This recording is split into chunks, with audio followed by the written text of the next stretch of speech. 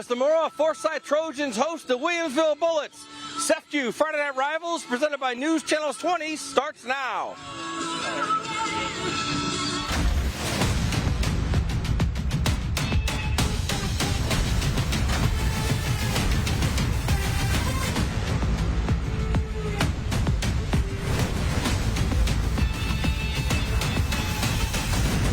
You're watching SEFCU Friday Night Rivals, presented by News Channel 20. Welcome to SEFCU Friday Night Rivals, presented by News Channel 20. I'm Paul Wapple, along with Adam Anderson. We're in Maroa as the Maroa-Forsyth Trojans host the Williamsville Bullets in a Sangamo Conference matchup. Adam Anderson, a little bit chilly. It's this fall football, and we've got a good one on tap tonight. Yeah, we'll leave it to Illinois. 1 week we were wearing shorts, and 2-3 days later we need heavy coats.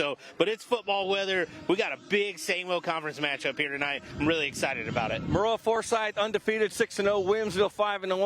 We've seen both of these teams on Friday Night Rivals. What do you see as the key to tonight's game? SEFCU is your key to getting a new home loan. First off, for Williamsville, don't get in a track meet. And what I mean by that for everyone at home, you can't go score for score with the Maroa-Forsyth Trojans this year. They are too good. They will shut you down immediately, and you don't want that score to get up in the 40s or 50s. For Maroa-Forsyth, you got to establish a run game. And what I mean really by that is you have to establish a run game outside of quarterback Caden Maurer. He's done everything for this team. You'll see him all over the field. They need somebody else to step up here tonight if they want to beat a really good team like the Williamsville Bullets. All right, this should be a really, really good game. It always is. The Sangamo Conference title could be on the line tonight.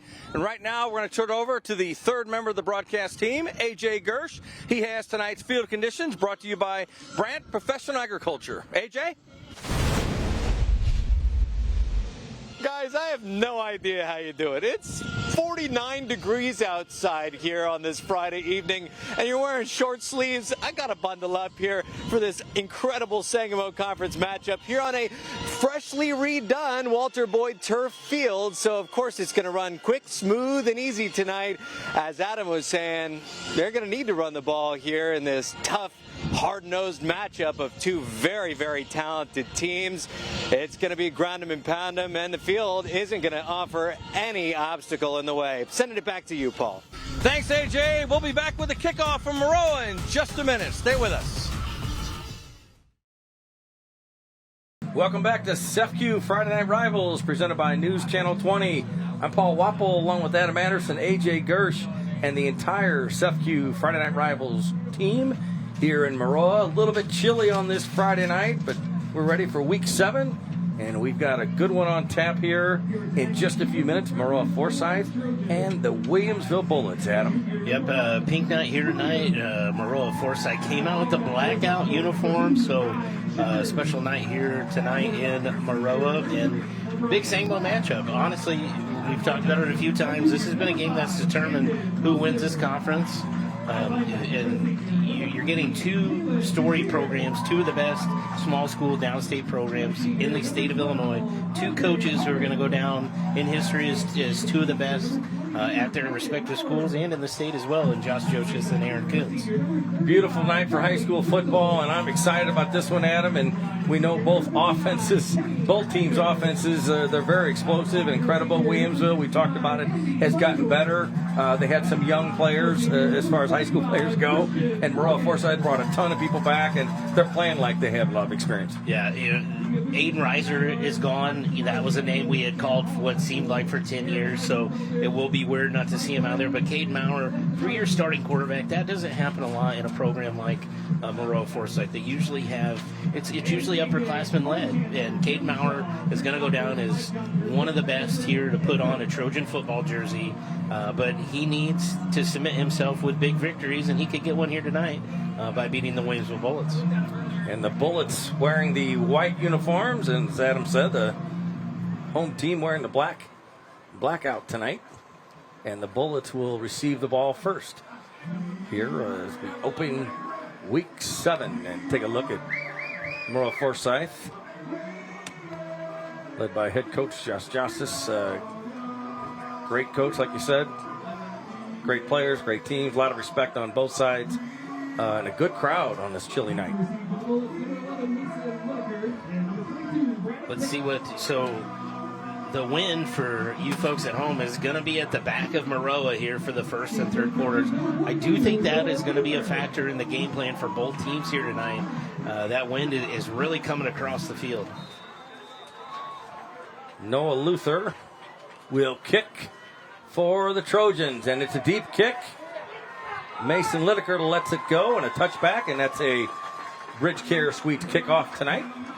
Appreciate Bridge Care Suites being our kickoff sponsor this season on SFQ Friday Night Rivals, and so we'll see what the Bullets do with the ball here, Adam. And we talked about it. They scored 55 points last week against New Berlin. Had a heck of an game offensively. Yeah, scored 55 points in it, but if you ask Coach Coons, he wasn't happy. They did give up 33, as Lucas Bixby, kind of had his way with the Bullets on defense, but offensively they were hitting everything. On 1st and 10 from the 20, Josh Cates, the senior, from the gun. Little movement, keeps it himself, does Josh Cates. Can't find anything there on first down. We talked about Josh Cates. He's played a number of years at Williamsville, but first year as a quarterback, but doing very well. And the Bullets quickly back to the line here on second down. Handoff, right side. Braddock Cates. Cates to Cates. You'll hear that tonight a lot. Braddock Cates, 297 yards rushing last week against the Pretzels. Yeah, Mitch Williams, number one, came down from his safety position, delivered a big hit. And this Williamsville team doesn't take a lot of time in between plays, but take a look there. Had some openings right there, but Williams came down and shut down Cates pretty easily. So 3rd and 6 now for Williamsville. Just underway here in the first quarter in Maroa. Cates may be changing the play. Braddock Cates in motion, and Fletcher Gladden on this side. I don't think got the call change there. Again, it's loud here at the Boyd tonight. Sure is. So it'll be 3rd and 11 after the 5-yard penalty. See the replay there. Yep. They love their football here in Maroa. 3rd and long for the Bullets. Opening possession of the game. Back to throw is Josh Cates. Looking, scrambling. Screen pass. Looking. Gonna keep it. It's back out to about the 22-yard line. I think before he went out of bounds. Yep, the screen pass called here for the Bullets, but it was read up front by the Trojan defensive line, and Josh Cates didn't have anywhere to go with the football, so did what he could just to get back to the line of scrimmage there and not cause a turnover. 4th and 9 for the Bullets. Punt situation. Trojans look to get the ball potentially in really good field position. There's the punt. Cates, line drive. Does take a Bullets bounce, but down at the 42-yard line. So, with the wind, that actually isn't a bad idea to kick it low line drive. Kind of soccer balled that one, but if you get it up too high in the air, it's probably going to come right back at you. Now we're going to see that high-powered Maroa-Forsyth offense. Trojans led by Caden Meyer. We've talked about him, not just tonight, but for weeks, for years. Incredible player, one of the best in school history. 5'7", 140 pounds. He can do it all. On 1st and 10 from the 42-yard line. Maurer, hands off. Left side, good stop there. About the 42-yard line, maybe a gain of a yard or so. Andre Harden with the carry. Let's go down to A.J. Gersh for the sideline report. A.J.?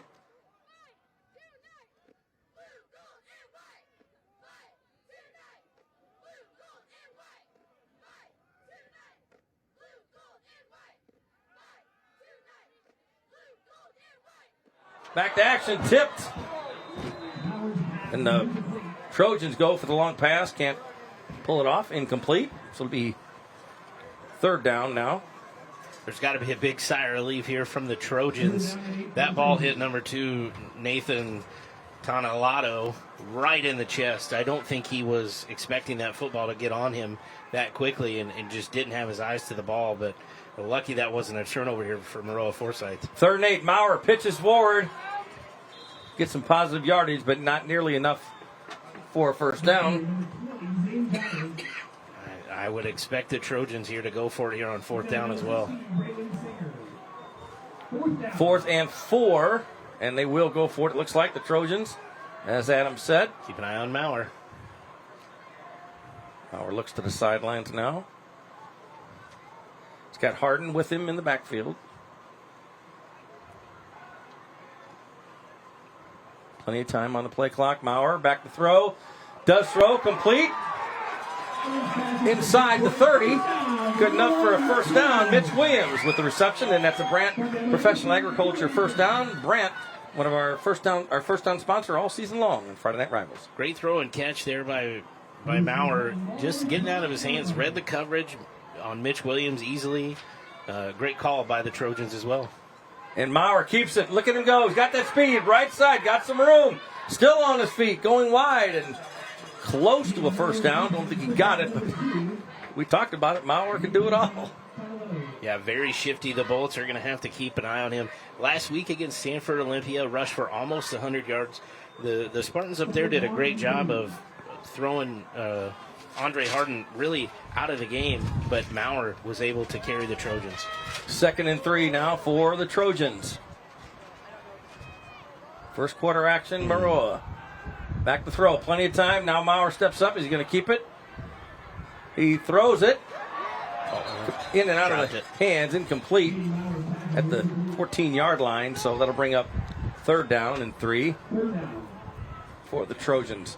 And let's go down for the CASCOM sideline report. CASCOM keeping you connected. AJ? Yeah, guys, I mentioned that there was a lot of pink in the audience tonight. Some of the players rocking pink as well, and it's all support of those who are battling breast cancer here in this month of October, Breast Cancer Awareness Month. They had a large procession of those family, friends, loved ones of those who are battling breast cancer, and a lot of proceeds from tonight go straight to HSHS. Here's the Real Men Wear Pink Friday evening.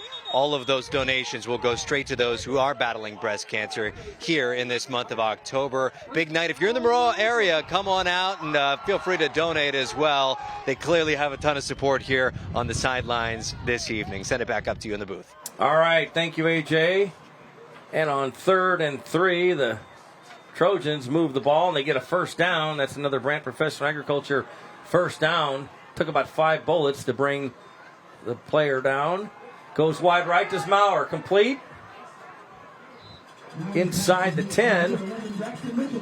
And that completion, number 11, Braxton Mitchell. The Trojans are marching. You know, the screen passes are a staple of this Maroa-Forsyth offense. They have been since Coach Joseph took over. Great catch by Mitchell. 2nd and 4 from the 11. Maurer does hand it off to Harden. Left side, look out, better get him. Flag on the play. Got Abraham Lincoln Kepler for touchdown. Let's see if it stands. I think you're going to get a hold on the Trojan offensive line right here.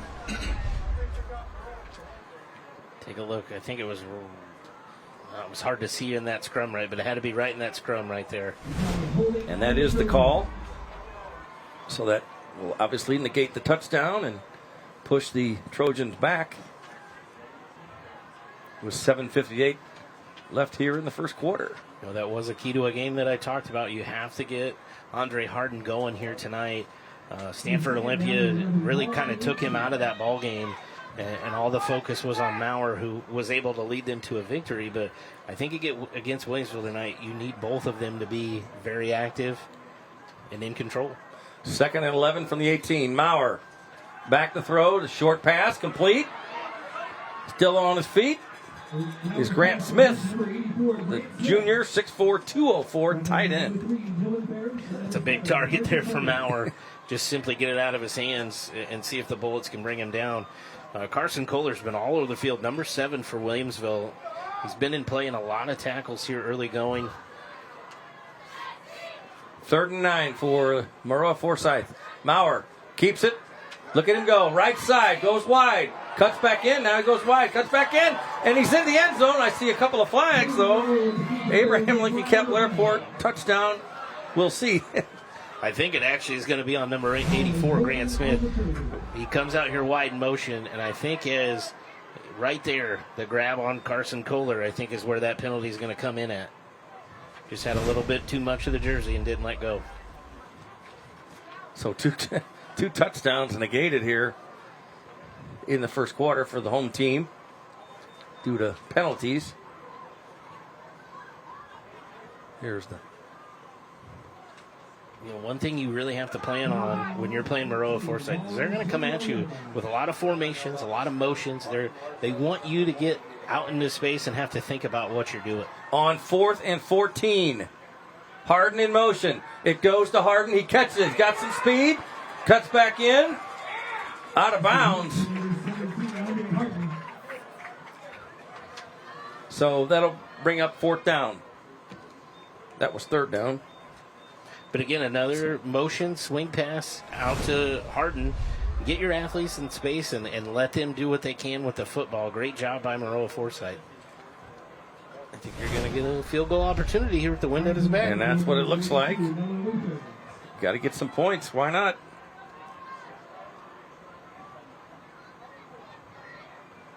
And this... Let's see where they... This will be a 30-yard attempt for Noah Luther. They're not going to. They're going to have to burn a timeout here. They were not down and ready. We're going to take a timeout. Back with more from Maroa in just a minute. Stay with us.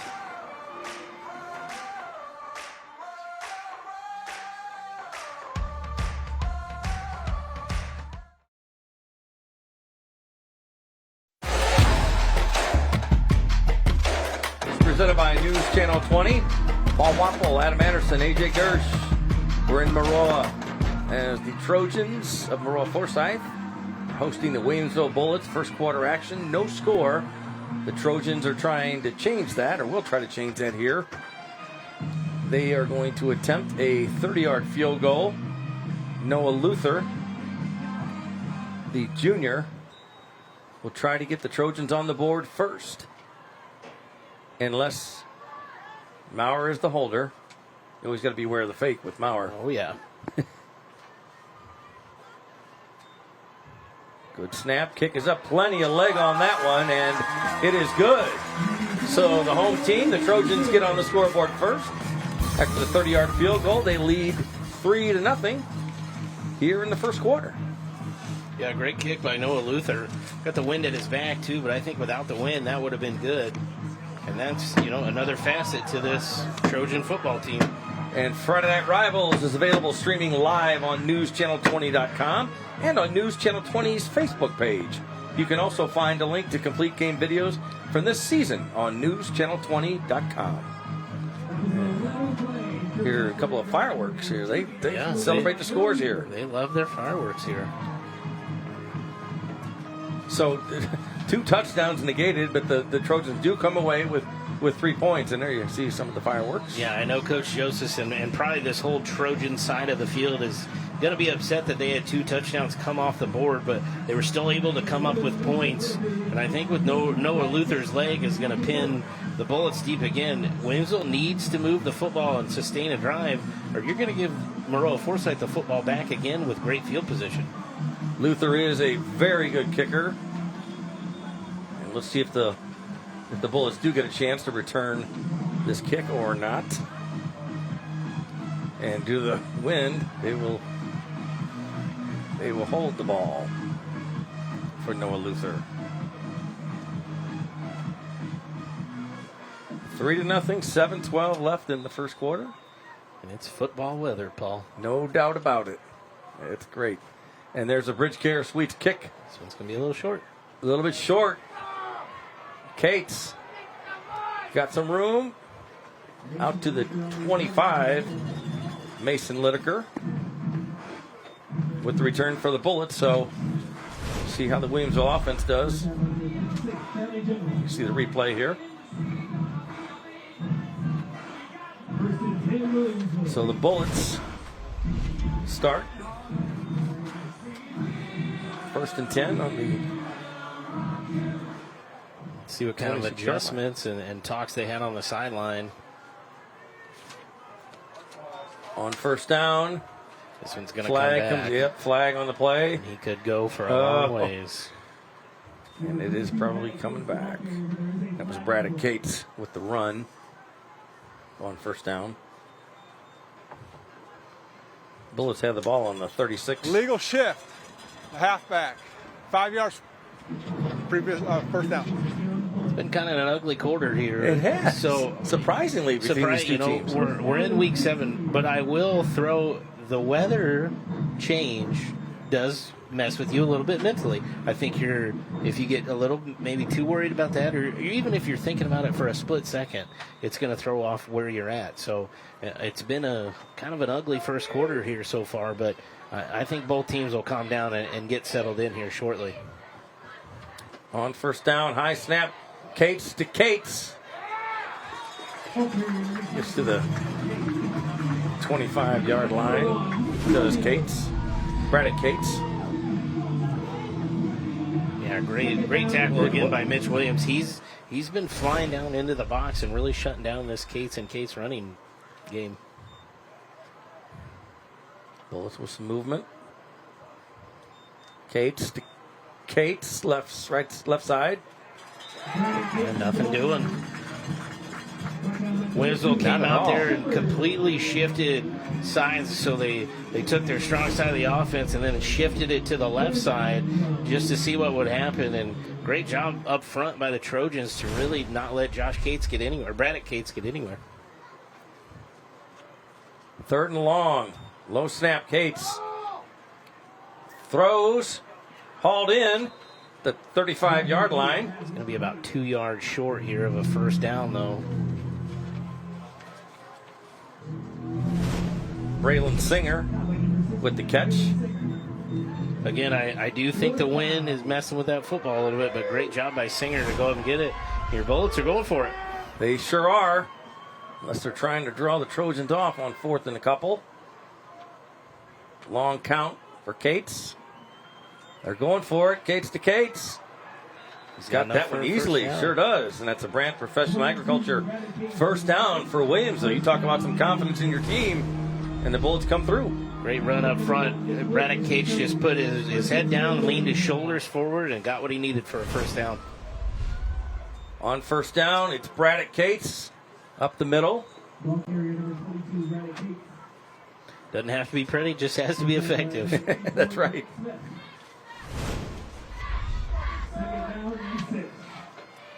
Second down now for the Bullets. Ball on the 43.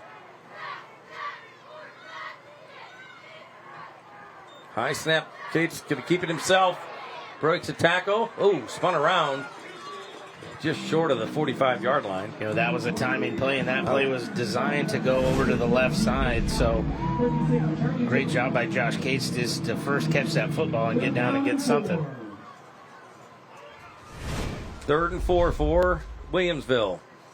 The Bullets trail 3-0 here in the first. You know, we saw Williamsville with that heavy wishbone package against Athens a few weeks ago. I'm surprised we haven't seen that here in the first quarter. Plenty of time on the play clock. Cates keeps it.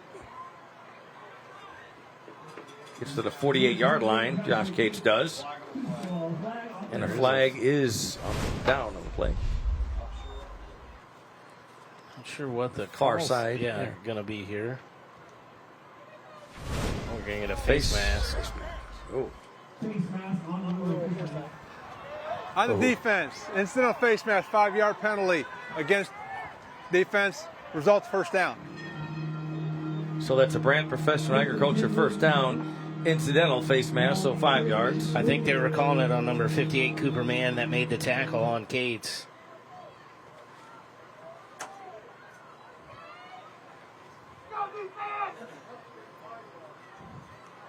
Bullets in Trojan territory for the first time tonight.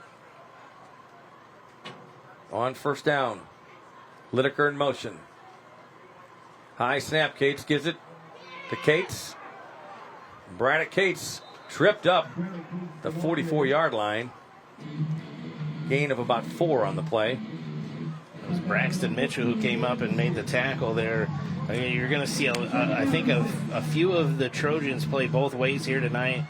This Williamsville team is too good offensively to keep your athletes off the field. I know Coach Joseph tries to keep them fresh and not on the field as much, but I don't know if they're going to have an opportunity tonight. Bullets quickly back to the line. They get the play off. Cates to Cates. Look at him go.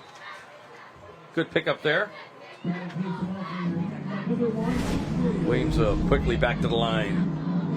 Williamsville's putting the heat on. They see something up front that they're taking care of. I was impressed by Maroa on that first drive up front, and I do think they're doing a good job, but Josh and Braddock are getting to the second level and having a lot of success, just if it's 4 or 5 yards at a time. It doesn't need to be huge runs, just enough to generate first downs. 3rd and 1.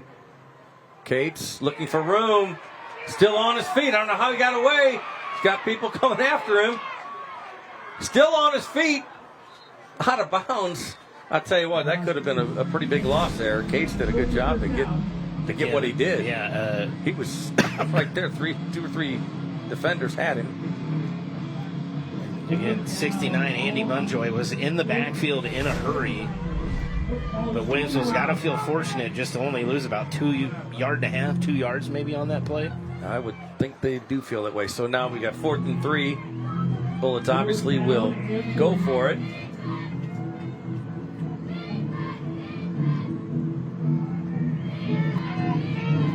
got to get out and get set here. Play clock's running down. Cates, Josh Cates up the middle. He's got enough Plenty for of room. first down. And he does. Close to the 30-yard line.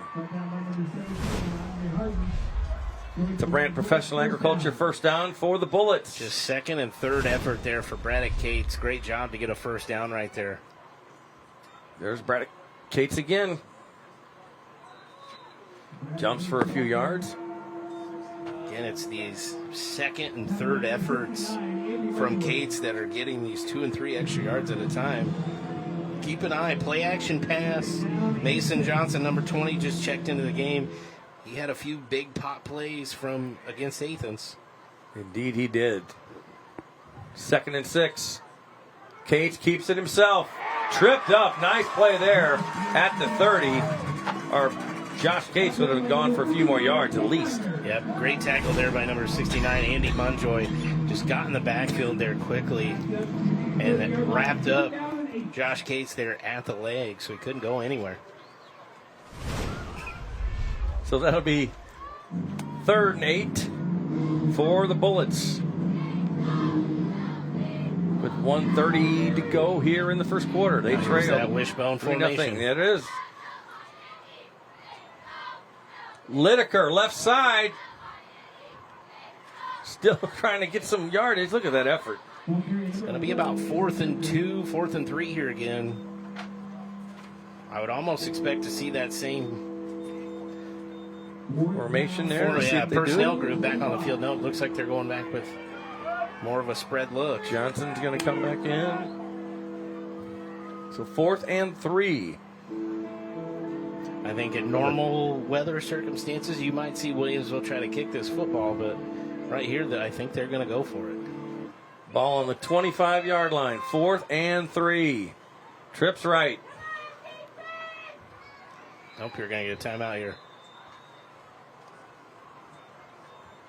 And a timeout is called. We'll take a timeout as well. You're watching SEFCU Friday Night Rivals here in Maroa. We'll be back with more in just a minute. Stay with us.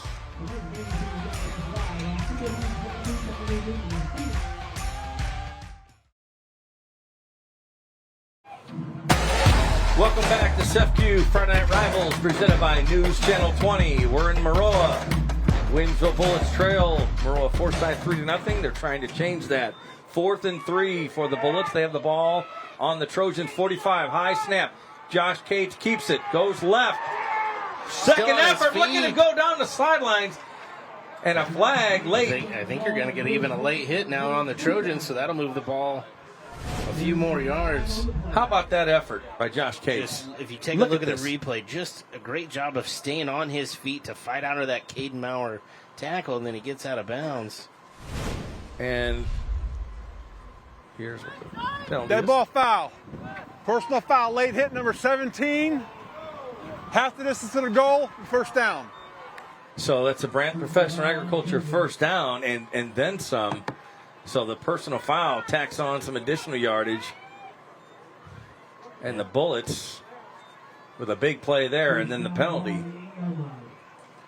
Snaps were a big issue last week for Sacred Heart Griffin. Some of these have been pretty off for the Bullets, but doesn't seem to affect them much yet. On 1st and goal from the 8, Braddock Cates gets to the 2. So good pick up that time. The Bullets quickly back to the line. They want to punch it in that end zone. 2nd and goal. Another high snap. Cates. I think he's down at about the 1 yard line. Yeah. He's close. 1.5. 3rd and goal. It is. Looks like the heavy formation is coming in here for the Bullets. And let's call it a long yard. How about that, Adam? All right, I love a good long yard, Paul. 3rd and goal. And after one, that's the time runs out. So after 1 quarter here in Maroa, the Trojans lead 3-0. And here's a look at and we're gonna take a break. Back with more in just a minute.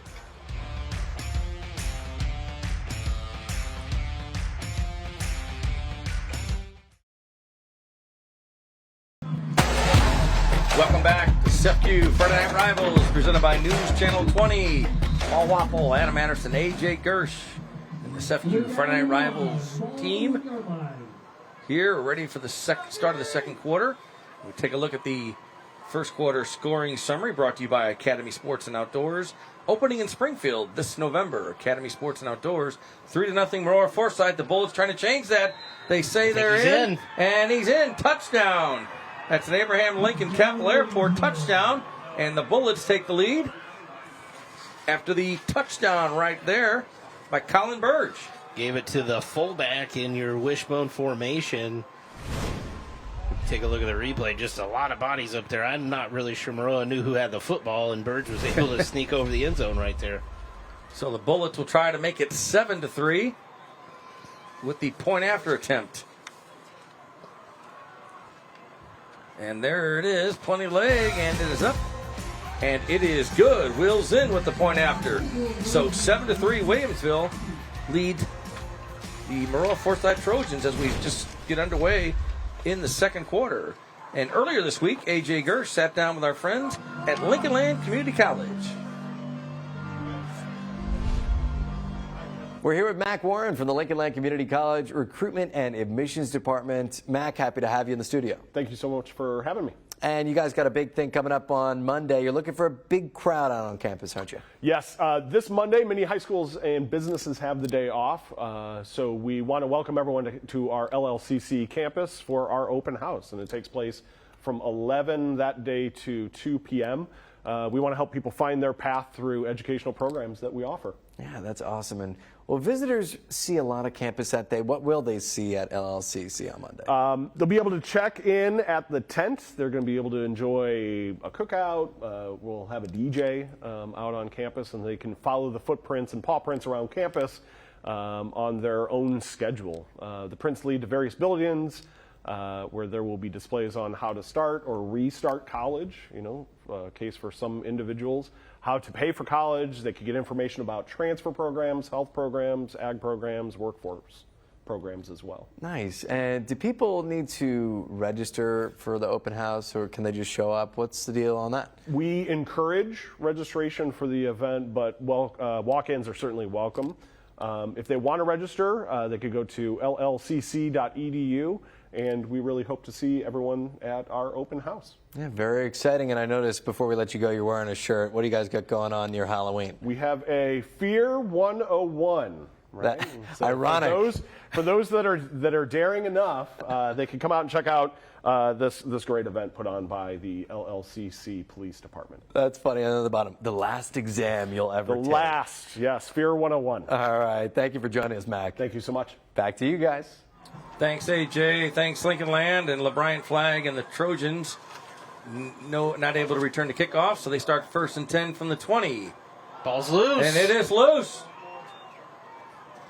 Trojans got it back, and that was a Bridge Care Suites kickoff a minute ago. Here's the replay on that. Yeah, Maurer trying to pull that one out and just hit the hip of Braxton Mitchell there, or Andre Harden, I'm sorry. So he's got to be lucky that he's able to fall back on that one. Loss of 4, 2nd and 14. Harden wide left, still going and out of bounds. So good pickup there on 2nd down after the rough play on 1st down. Yep, just a simple read play there and good handoff to Harden. He's got a lot of speed when he gets to the outside. I think he needs to be a big factor here tonight if the Trojans are going to come away with a victory. Harden, 5'11", 172-pound senior. Yep, sorry. That's all right, 3rd and 9. Well, we haven't called St. Giles' name yet here tonight. He's a big receiver for Maurer. Running for dear life, throws on the run. Is it picked off? Almost picked off, incomplete. I think the Bullets had maybe a better chance of getting that one than on a bang play, but incomplete. And it was to St. Giles. He's a favorite target of Maurer at 6'1", and he's got some speed too. But I think you're going to see a punt here from Maroa-Forsyth. 4th and 9, ball on the 21. Here's the replay, and broken up by Williamsville. Great job by Dylan Ferris to break that one up. High snap. Maurer keeps it low punt. Trojan bounce. And down at the 48-yard line, so good field position for Maroa-Forsyth. Check that for Williamsville. That's going to be a factor in the rest of this football game. If you're headed into that west end zone, you're going to have to really, have a low-lying punt, which you never know what could happen with that. And tonight at 10:15 on ABC, join us at the News Channel 20 Sports Desk to get all of your local high school football highlights with the Friday Night Rivals recap on News Channel 20 tonight at 10:15. So 1st and 10 for Williamsville. They lead 7-3. Ball on the Maroa-Forsyth 48-yard line. Cates, Lideker, check that right, wide right. Flag, late flag.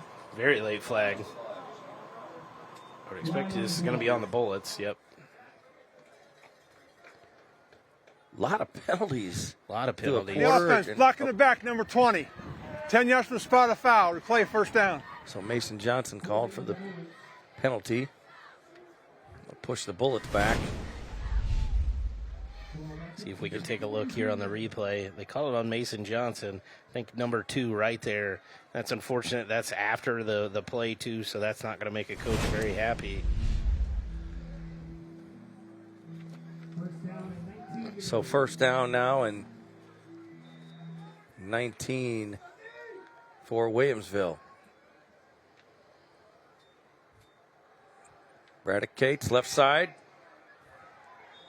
Gets about the 48-yard line. Good tackle there by Maurer. But again, number 1, Mitch Williams, was up right there in the backfield. Cates made a good move on him to at least get some positive yards there. 2nd and 14 now for Williamsville.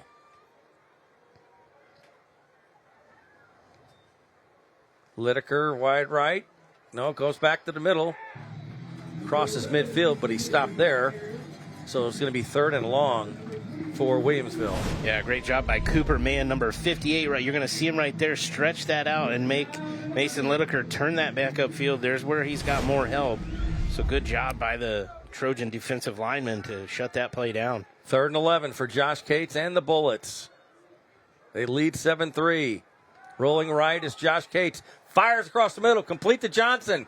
On his feet, and did he get the 1st down? I think he's got enough just for a 1st down, Paul. Mason Johnson, the sophomore, and they'll move the chains, and that's a Brant Professional Agriculture 1st down. What a good play there. Good job by Josh Cates to plant his feet and throw that football to Mason Johnson, who turned and got upfield. We talked to Coach Coons after that Athens game. That was Mason Johnson's first varsity start. He just said he had been playing too well in other games. He needed to be on the field more. He's got a lot of speed. He's shifty there in space, as we saw. And we can see why he's going to play a lot.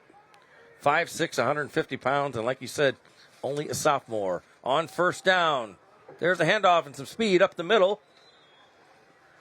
Gets to about the 32-yard line. It's Mason Lideker again. On that. play. Yep. In this heavy wishbone formation, he's the other running back, and we know what kind of special athlete Mason Lineker is on the outside, but here's a chance to get him the football a little bit easier than trying to throw it out to him. On 2nd and 3. Hand off to Cates. Braddock Cates. Got about a yard, another long yard, Paul, I think. third and a long yard. 7-3 Williamsville. A chilly Friday night.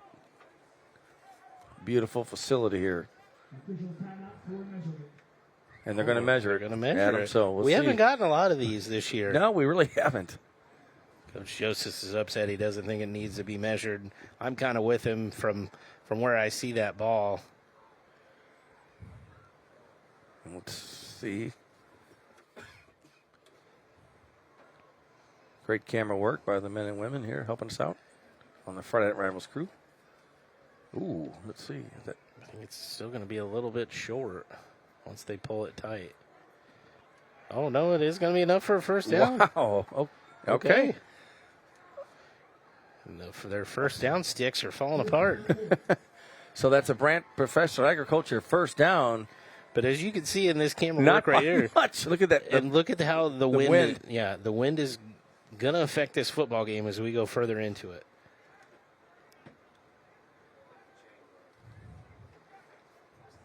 Let's go down, check in with AJ Gersh for the CASCOM sideline report. CASCOM, keeping you connected. AJ? Yeah, guys, with the win such a factor tonight, clearly Coach Kuhn's game plan, keeping it on the ground. And so far, so good from this Williamsville Bullets. Now, this is an experienced on the outside O-line and fresh on the inside. Left tackle Matthew Crouch and right tackle Carson Beatty started 14 games each as sophomores last year, but all three interior offensive linemen are first-year starters. They're running a lot of inside zones tonight, and of course you see Mason Lineker, Braddock Cates finding the holes. Back to you. Thank you, AJ. We're going to take a timeout. Stay with us on a windy, chilly night here in Maroa. You're watching SEFCU Friday Night Rivals on CW23. We'll be back with more in just a minute.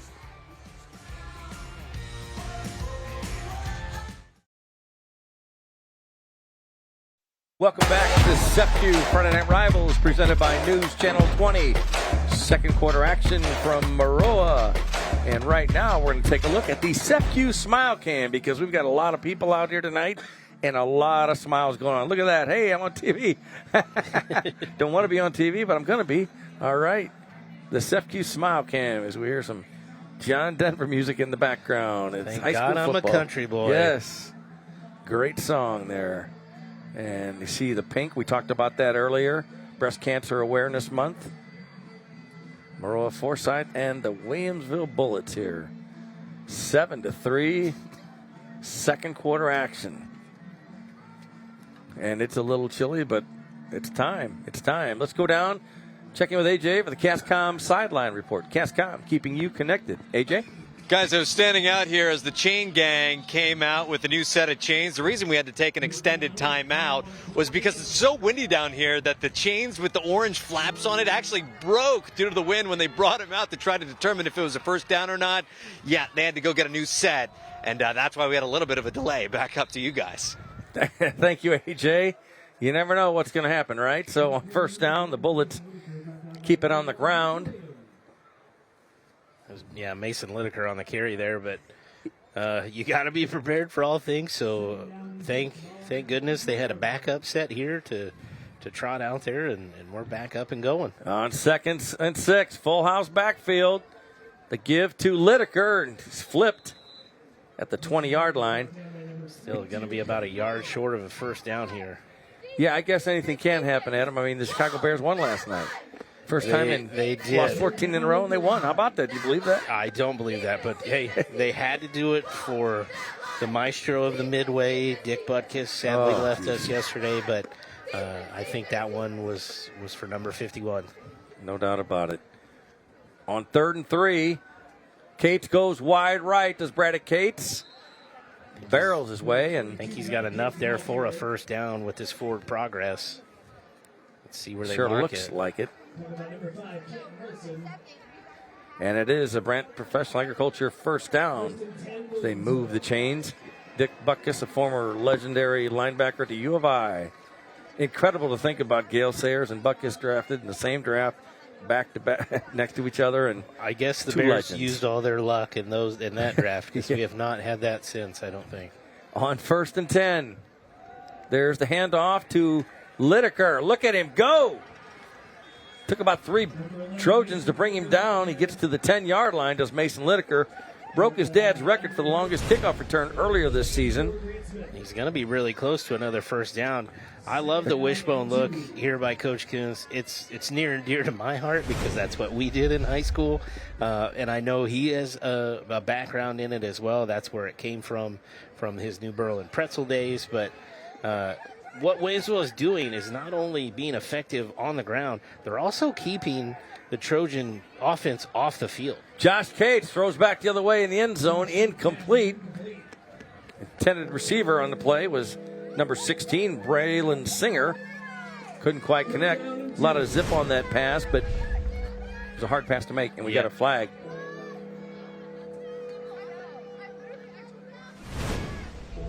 I think it was an eligible receiver downfield. And that is the call.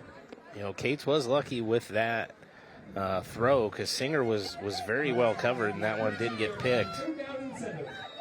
So that's going to, after the penalty, that'll make it 3rd and 7 from the 15 now.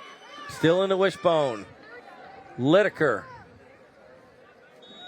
It's going to be a little goes short. Forward. Lideker, we talked about it, made that touchdown catch on the last play of regulation. We did the Friday Night Rivals game.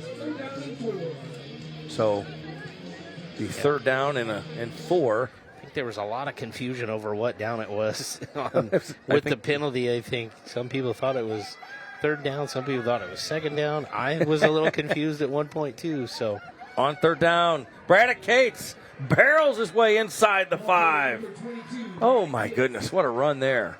And that's a Brant Professional Agriculture first down. You know, I don't think a lot of people would tell you, Williamsville Bullet power run team, but they're really showing people that this is going to be effective for them moving forward. Coach Kuntz said he wanted to expand a little bit. They just had the one play against Athens, but it was effective in winning that football game. Braddock Cates on 1st and goal. Now Gets a couple, maybe. You do have to keep an eye on Josh Cates. What I do know about the wishbone offense is off of every run play, there is always the potential for the quarterback to keep that football and run a naked bootleg by himself. So we know Josh Cates can run the ball. He's done that a lot here tonight. So I wouldn't be shocked maybe at some point to see him hold on to that and try to get around in and surprise these Trojans. 2nd and goal from the 3. Lideker. They're going to push close. They're going to mark him down at the 1. Just shy of the end zone. Great job of just putting his head down, keeping his knees going, and just hit the ground there. Great camera work. Great camera work indeed. He's trying to stretch. Just maybe a little bit taller. 3rd and goal now from the 1 for Williamsville. And it's Lideker. Oh, I think he fumbled, but was he across? I think they called him across the line. He did cross the line, and it's a touchdown at Abraham Lincoln Capitol Airport. Touchdown for Williamsville. And the Bullets add to their lead. Here's the replay, Adam. I see what he's trying to do by stick that football out, but heads-up play here, and that's Caden Maurer who did it, but the ball is clearly across the line when Maurer came in and slapped it away. That's one of those plays you talk to Mason Lideker. Hey, great play, just don't ever do it again. Wills in with the extra point attempt. It is up, and it is good. Williamsville leads Maroa-Forsyth 14-3. We're going to take a break. Stay here. You're watching SFQ Friday Night Rivals on CW23.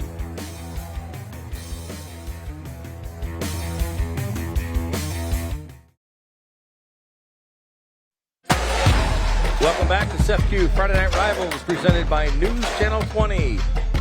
Paul Wapple, Adam Anderson, AJ Gersh, and the entire SFQ Friday Night Rivals crew in Maroa. Week 7 of the regular season, high school football in Illinois. The Bullets lead 14-3. And a little bit of wind. We talked about that tonight. So the Bullets will have the ball held here on the kick.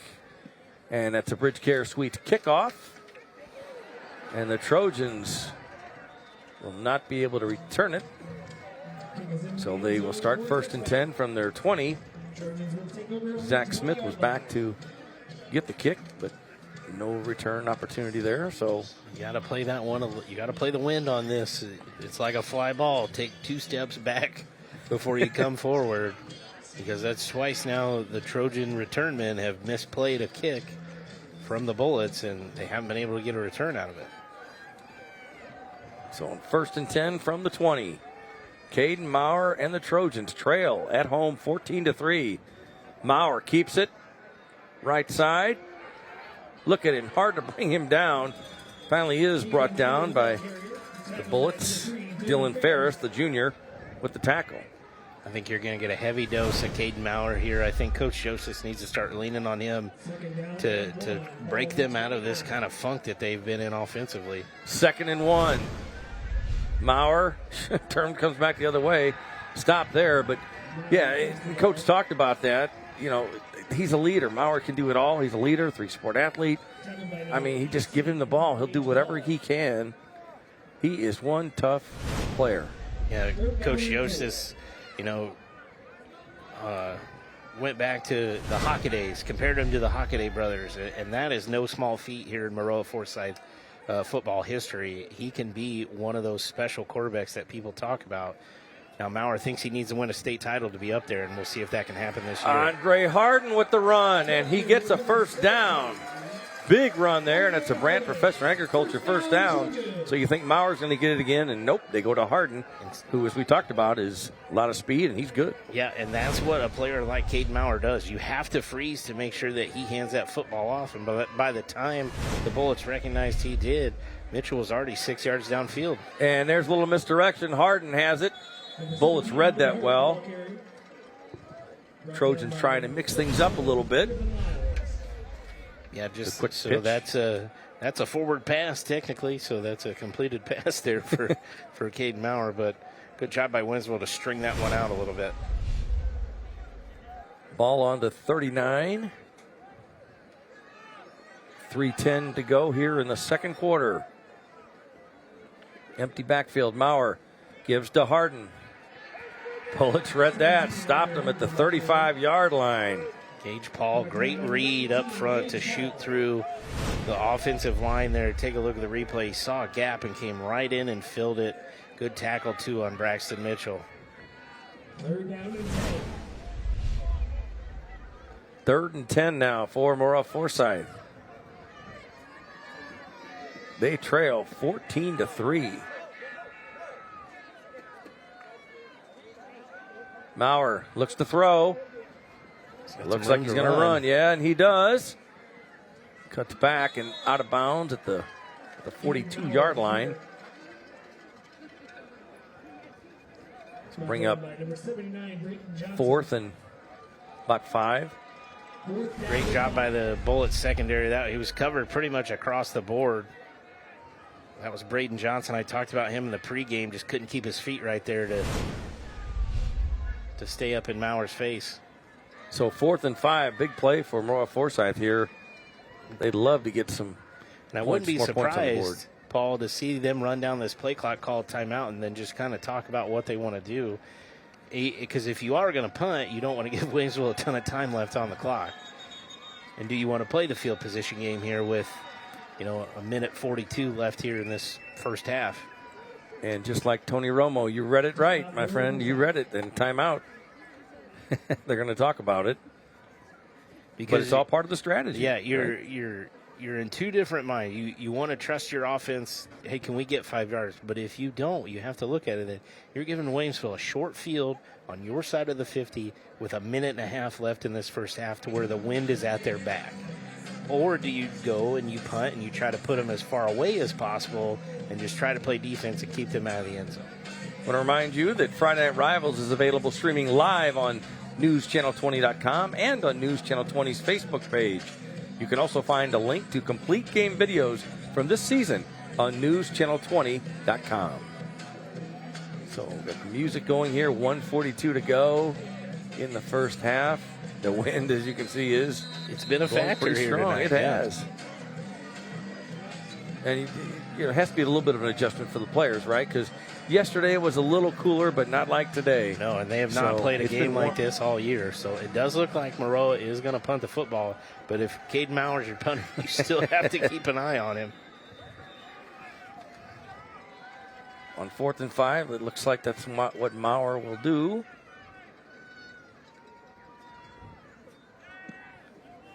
Pretty good punt there. Takes a good Maroa-Forsyth bounce. So at the 25-yard line. So at least you've backed up the Bullets. Like you said now, 1:33 to go in the half. Williamsville does have 2 timeouts left if they want to try to get something going here. And I know Coach Joseph is an aggressive guy, but I think that's the smart play right now is to make the Bullets go as far as humanly possible to try to get this back in the end zone. So I wouldn't be surprised if we see a more aggressive Williamsville here with the wind at their back with a minute 33 left in the half. Yeah, because if you're Maroa-Forsyth, you don't want to give Williamsville an easier opportunity to score, right? Especially with when you're trailing 14-3. So 1st and 10 from the 25. Cates to Cates. Number 11, Mason Lideker, the ball carrier for the Bullets. Lideker, check that. 1:20 to go in the first half. So right back on the football. High snap, ball is loose.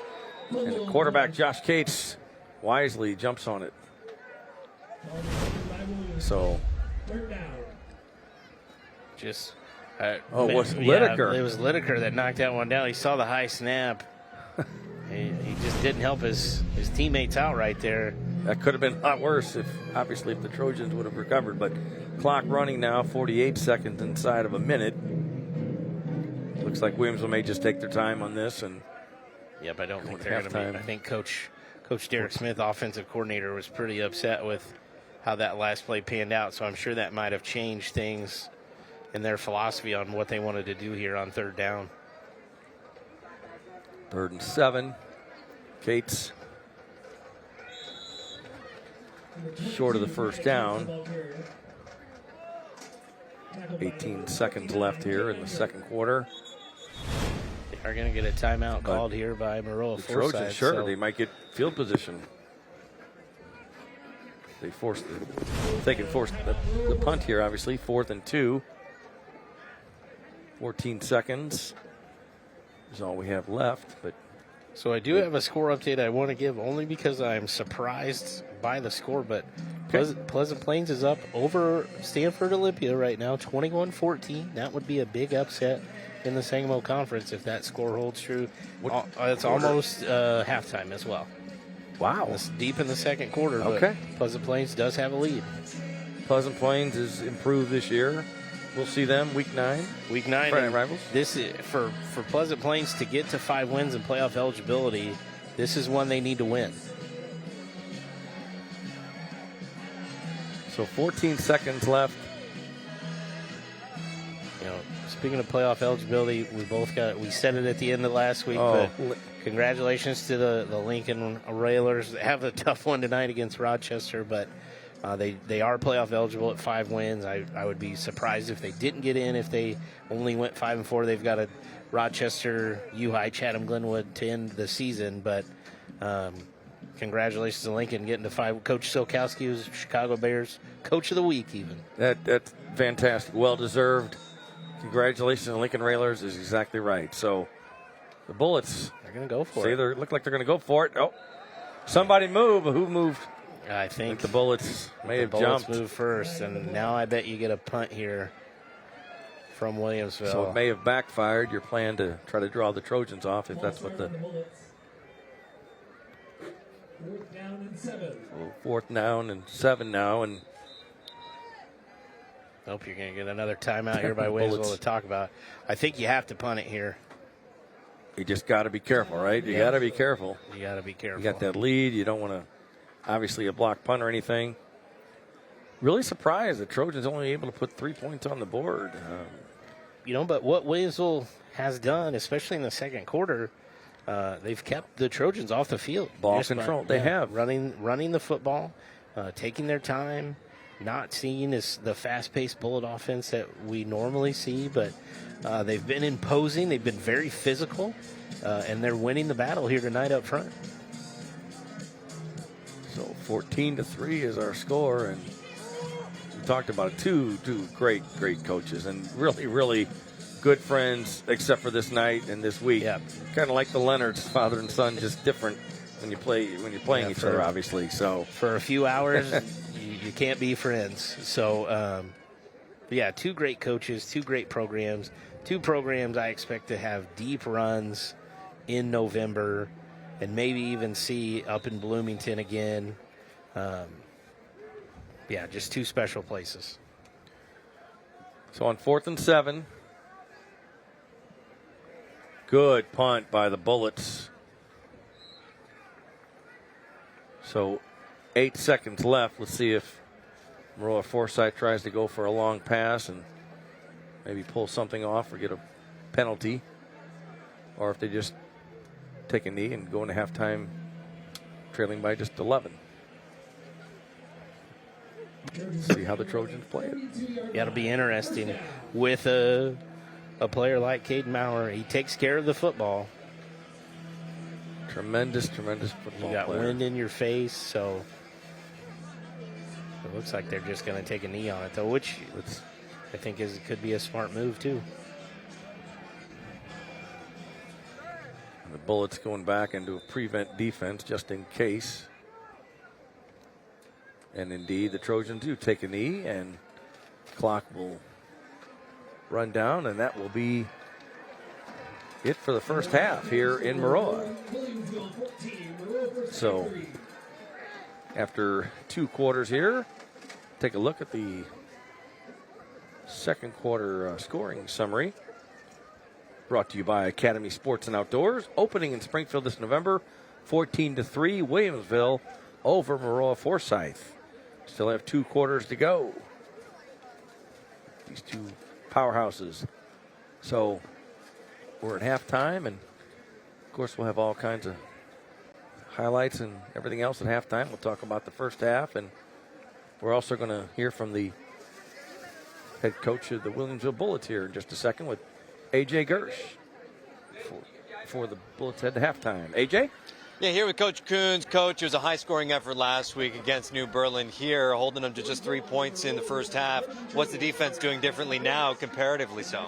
Well, there's no doubt that the winds affected it, but we did a lot of work this week. I mean, we had a really good game plan. We've come in and we've made it happen. And you know, when our offense has an 8-minute drive, that really slows down their offense too. So it's been a total team effort so far. And similarly, coming back out in the second half, now you're fortunate to have the wind on your side in the first half. How does the offense game plan shift? Well, we'll have the wind for one of the quarters, so we got to decide if we want to have the wind in the third or in the fourth. So that's what we're going to talk about right now. All right, Coach, appreciate it. Thank you, guys. And sending it back up to you in the booth. Williamsville coach Aaron Coons, and we're at halftime, and the law offices of Frederick Nessler halftime report is coming up next, so stay tuned from Maroa.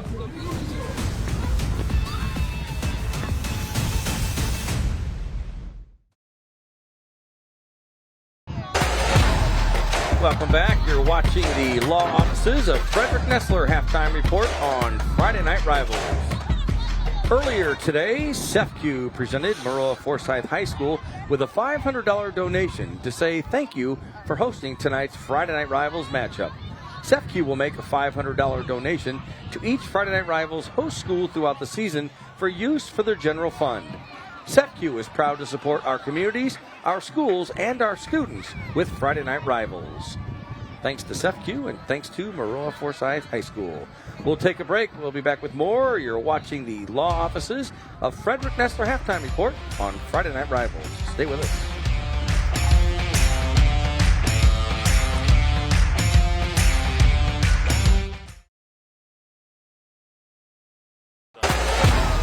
And you're watching the law offices of Frederick Nessler halftime report on Friday Night Rivals.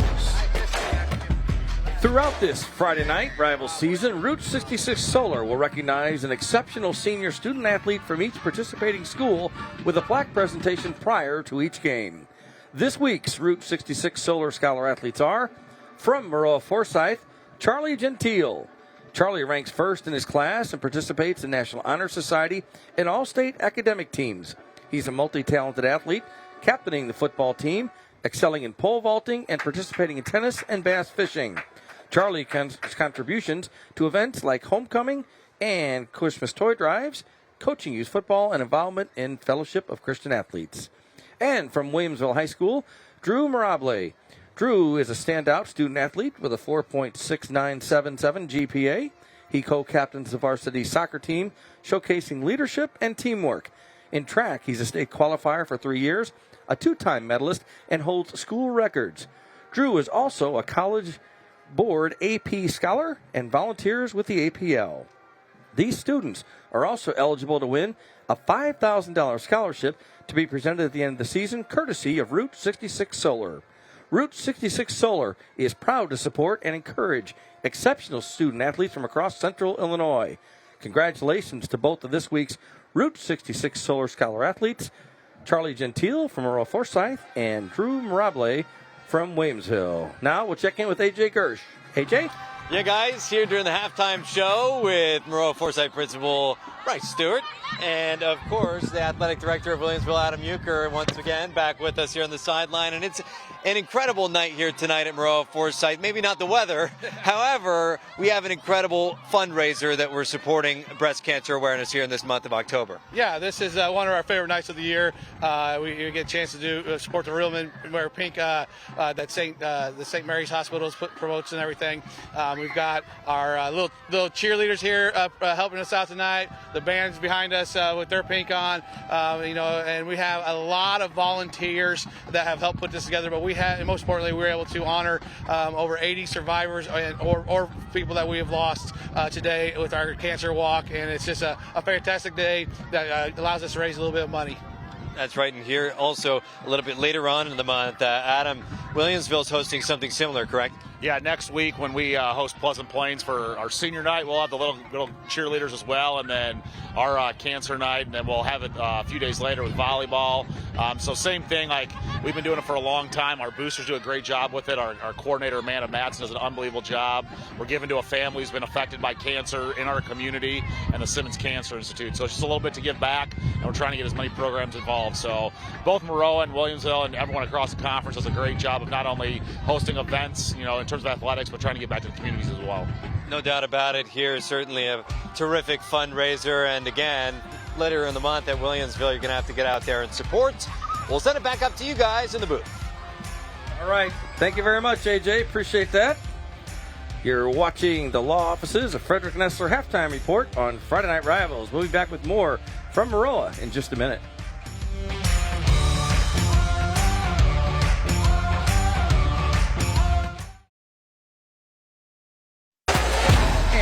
Watching the law offices of Frederick Nessler halftime report on Friday Night Rivals.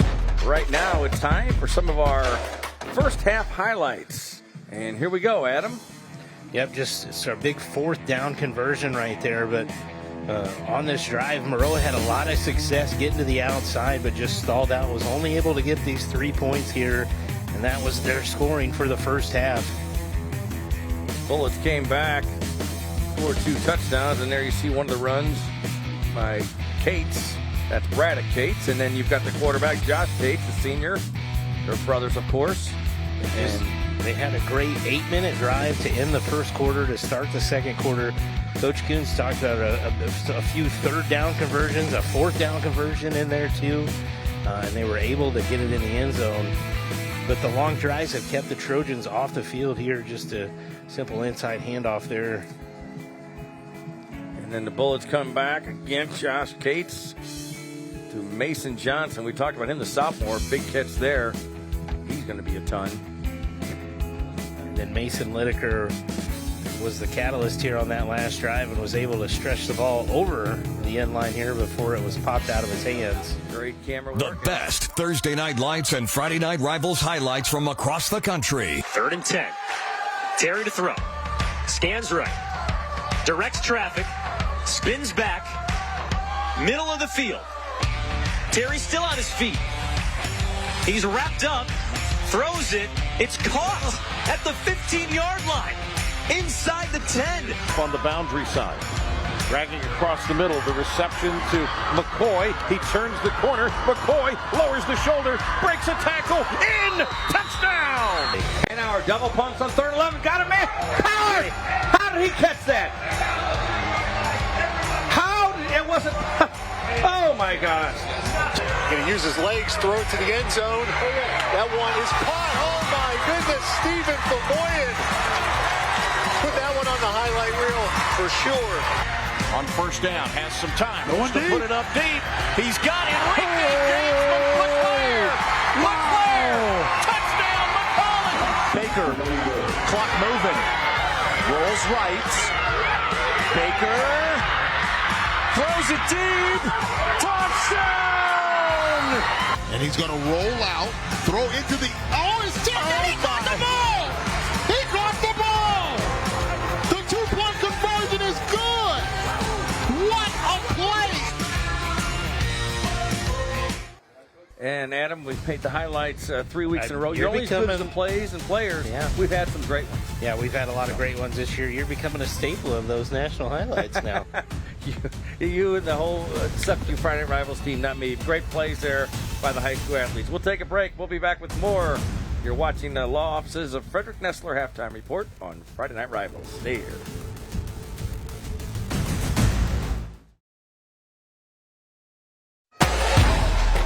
And welcome back to SFQ Friday Night Rivals, presented by News Channel 20. Paul Wapple, Adam Anderson, AJ Gersh. Halftime here at Maroa, 14-3. The Williamsville Bullets looking for victory number 6. Maroa-Forsyth wants to come back and keep that record perfect and move to 7-0, the top-ranked team in Class 3A. So, interesting first half. A lot of penalties. That long drive by Williamsville and 2 touchdowns, of course, a lot of penalties. Yeah, I do think the temperature and the wind, I know it played a factor game planning for both these sides, but I also do think it was a factor that the athletes had to deal with as well. We haven't had this kind of weather at all, not even in practice, honestly, to deal with and get ready for, because it is a drastic change from where it was, 78 degrees last Friday at kickoff probably? Yeah, something like that. And now we're probably under 50 with the wind chill. Well, and I made the comment late in the first half about, about the weather, that yesterday it's a little chilly, but you don't, on Thursdays, Adam, you play high school football, you're not doing a lot, right? Yeah. You're not doing a lot. Not that it's really, really super difficult, incredibly difficult to get used to the weather, but it certainly is a change when there's a numerous degree difference and you throw in a strong wind. On the way over here, I was telling you about the drive when I hit the Decatur area past that. The wind seemed like it picked up all of a sudden. Yeah, I've said it a few times. It always seems windy out here at Walter Boyd Field. Just kind of where this field sits. It's an east-west field, which is different. You see mostly north-south with football fields. So that's a difference in itself. But we're out here, and, we're in kind of the middle of farmland. So there's not a ton of trees. There's not a lot of wind blocking. So when it even is a light wind, I think it does feel a little bit more when you're out here on the field. Well, and I think you'll like and appreciate this comment. A gentleman in the press box a few minutes ago during the break said, "Yeah, the weather." He said, "This is playoff weather." It is playoff weather, and it does feel like it, doesn't it? It feels like November playoff weather, because this is how it is sometimes, and even cooler, of course. But it is the coolest day we've had. I mean, it is a story. Coolest day we've had in a long, long time. Fall's here, and it came here in a hurry. It seems like. Take a look. See, they see us wave, man. We're in the press box. Sorry, it's heated up here. We're okay. Yeah, so we're no okay complaints. No complaints. But thank you. And we have a few scores. Yeah, a few scores around the area. Chatham Glenwood is up at halftime over Normal U High, 14-0. I did mention Pleasant Plains being up 21-14 over Olympia, and that was with 6.5 minutes left in the game. That game is now at halftime, and Olympia has come back to take a 38-21 lead, so must have shook off some rust or had a few turnovers. It would be interesting to learn the big jump and score there. And then over in New Berlin at halftime, it is Athens 35, New Berlin 13. For everybody at home, don't change the channel. Illinois is not playing well either, from what I've been told. Down quite a bit. Yeah, 17-0 to Nebraska. Oh, my. What a year it's been for Illinois football. Yeah. Thankfully, the Bears won last night, or I might be very upset today. That's right. And we've got a exciting second half of football. That's the great thing about this. We're just halfway through, and the Trojans are going to make some adjustments at halftime. Both teams will, of course, but the Trojans will. And it'll be interesting to hear what Coach Joseph tells AJ here before the second half gets started. And let's go down to AJ now for that. AJ? Here with Coach Joseph here before we kick off the second half. Coach, the weather's clearly different week over week. How much did that coming into this game affect the game plan and then mid-game adjustments as well? Well, we weren't able to throw the ball as well as we had hoped, but still got another half of football. Bottom line is tougher, most dominant team up front wins ball games, and that's Williamsville right now. And what did you tell your guys you have to do to be able to put those drives together offensively, march down the field, and score 6? Just play our game. Appreciate it, Coach. We'll send it back up to you in the booth. Thank you very much, AJ. Good insight, and heard from both head coaches, both schools, and it all makes sense. Yeah, you know what you have to do. Physical up front, especially in cold weather games where you haven't been able to throw the football as much or as well as you had hoped coming into it. You got to win the battle in the front line, and Williamsville clearly won that in the first half. And tonight at 10:15 on ABC, join us for the Friday Night Rivals recap on News Channel 20. One outstanding play from around the area will be named the Midwest Bath Play of the Week. That's tonight at 10:15 on News Channel 20. Tune in for the Midwest Bath Play of the Week.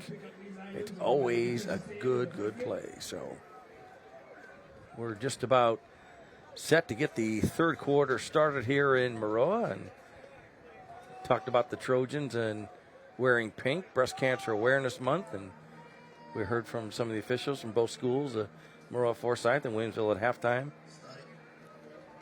Great sportsmanship, a lot of academic things going on, and good stuff. Paul, I'm a high school football junkie. I think everybody knows that. An interesting stat I did want to bring up, if we had the chance on the broadcast, was Lena Winslow, number 1 ranked team in Class 1A, back-to-back state titles. They have thrown one pass all year through 6 weeks. They are 1 for 1 for 12 yards. They're 6-0 going into tonight. They have thrown one pass. Wow. Even by accident, I would have thought you would have thrown more than that. Yeah. Crazy. Josh Cates kicks off. That's a Bridge Care Suites kickoff. And the Trojans, you have to field it now. You touched it. Still on his feet. Cuts back. Not going to make it to the 20, down at the 15-yard line. So a rough turn there. And you can tell he's frustrated. Number 12, Zach Smith. And let's go down to A.J. Gersh for the second half rant, professional agriculture, field conditions. A.J.?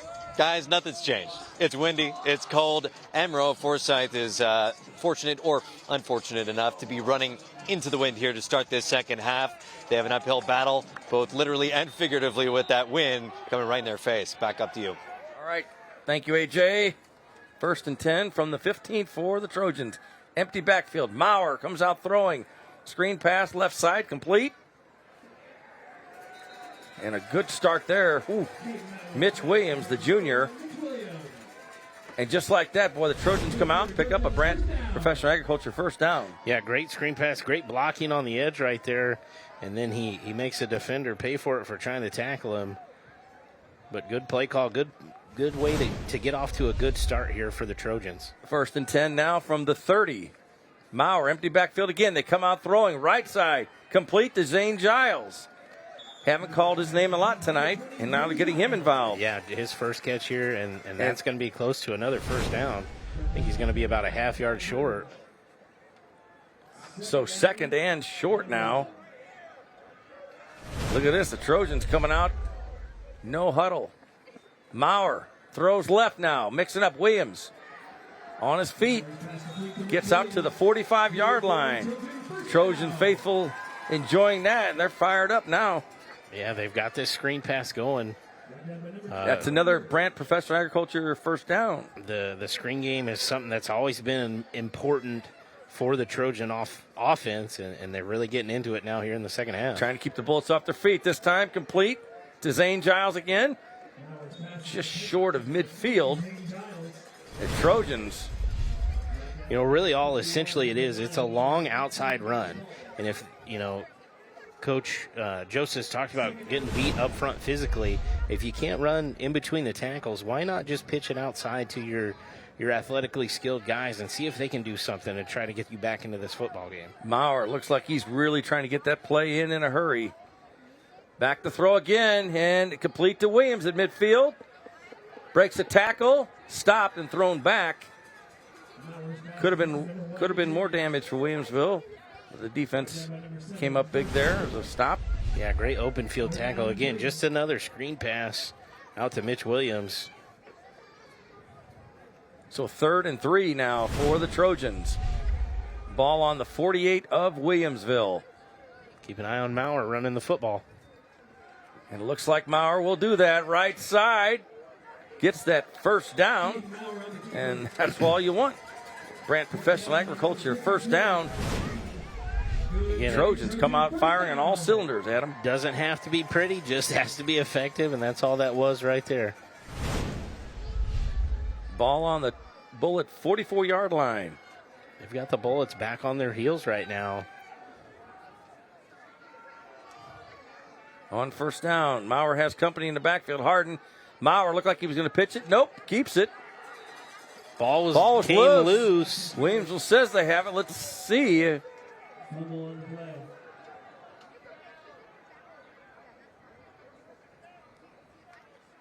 Maurer's got the ball back, but it got quiet here in a hurry, didn't it? It did.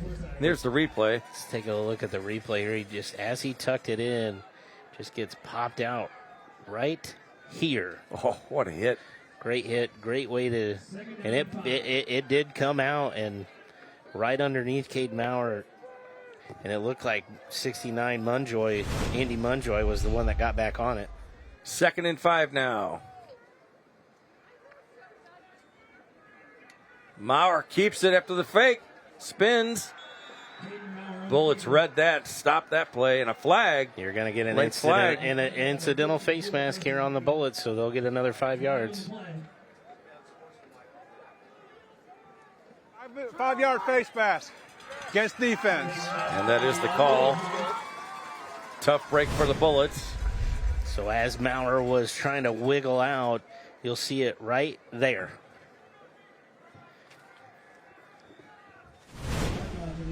So that's going to make it 1st and 10. That's a Brant Professional Agriculture first down for the Trojans, who are still moving. They're on the 33-yard line of Williamsville. They trail 14-3. Maurer's come out firing and screen passes, run a few, and he's got Harden now behind him. Maurer keeps it right side. Flag is down. Maurer's down as well. It's going to be nothing doing. Yeah, an illegal procedure here on Maroa. So it'll be interesting to see if Coach Coons takes the penalty and leaves it first down, or if he waves it off and goes 2nd and long. Legal formation. On offense, 5 in the backfield. 5-yard penalty. First down. So still first down after the penalty, but pushes the Trojans back. 8:25 to go here. It's been a long drive. They actually waved it off. They do just want to take 2nd down.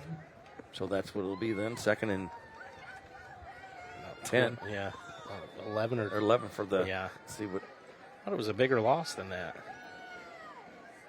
2nd down and 11. Maurer, empty backfield. 3 receivers left. Maurer looks right. Incomplete in between 2 Bullet defenders. Not sure, a little miscommunication there. No, that one kind of sailed on him. If you take a look at the replay, he was trying to drop that one in, but I think it just got caught up in the wind. He put a little too much on it, and Zane Childs couldn't get up and get it. So now you've got 3rd and 11. for the Trojans. They were moving that ball well, moving quickly. Yeah, I think you're in 4-down territory if you're Maroa-Forsyth anyway, so don't need to get it all here, just need to get close. On 3rd down from the 34. Maurer tries it again. He's got a man wide open. Got it. Is he going to get in? I think he's in. Is there a signal? I think he was out He's at the one. Wow, what a catch. Thought he was in, but Zane Giles, the 6'1", 179-pound seniors, come up big in the second half. So, yep, Dylan Ferris just got caught looking in the backfield a little too much, and great throw by Maurer to get that up through the wind and get it out to Giles. That's not easy. I'm sure he put a lot on that, but Dylan Ferris just got caught looking in the backfield. 1st and goal from the 1.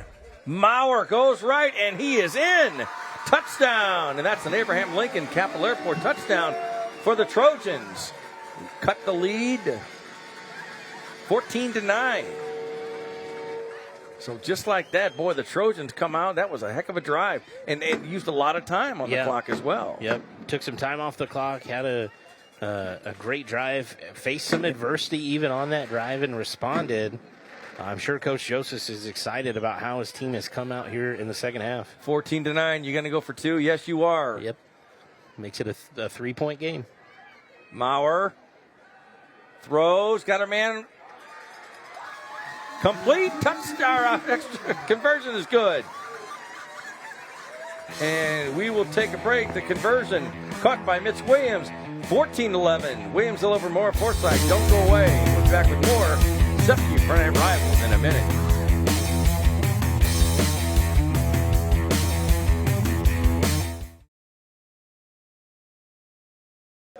Welcome back to Sefview Friday Night Rivals, presented by News Channel 20. We've got a good one here in Maroa. 14-11, Williamsville with the lead. The Trojans just cut into the Bullets' lead, making it a 3-point game. 7:49 left in the third quarter, and the score is probably what we kind of thought it would be. I mean, we thought this would be a close game. Yep. I knew this game was far from over when we went into halftime. There's a Bridge Care Suites kickoff. And stays inbounds, no. And wasn't sure. Lideker wasn't sure what he was going to do, and he took it, and Bullets lost potentially some yardage there, so they'll have a longer way to go on this drive. Let's see what the Bullets do here after the Trojan touchdown and 2-point conversion. Coach Coons is going to have a talk with Mason Lideker after that one. That ball was going out of bounds, but he got nervous, grabbed it, and then just took a step with the ball out of bounds. So that's where it's going to get spotted. Maroa-Forsyth has to be incredibly happy with how that played out. From the 14 on 1st down, Braddock Cates tries to find some room, and he does. Up to about the 18-yard line. 2nd and 6 for the Bullets. Great shot of the line there. On 2nd down, Cates got some room, hit hard, but not before he gets some yards. Lideker, check that. I think he's got enough, though, for a first down. And it is a Brant Professional Agriculture first down. Mason Lideker took a big hit there at the end, but from Mitch Williams, but enough for a first down. On 1st down now. Cates, Braddock Cates.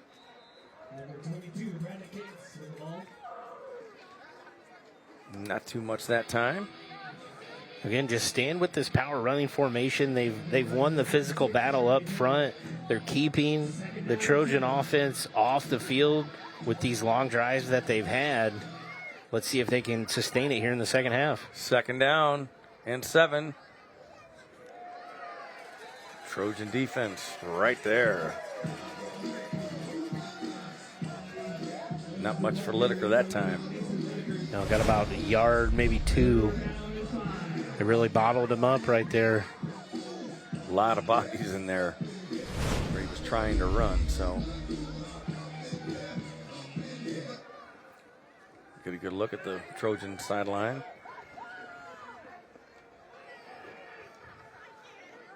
3rd and 5 now for the Bullets. Keeps it himself, does Cates. He's got some room. Josh Cates. See where they mark him down at. He's going to be close to another first down. Let's see if he has it.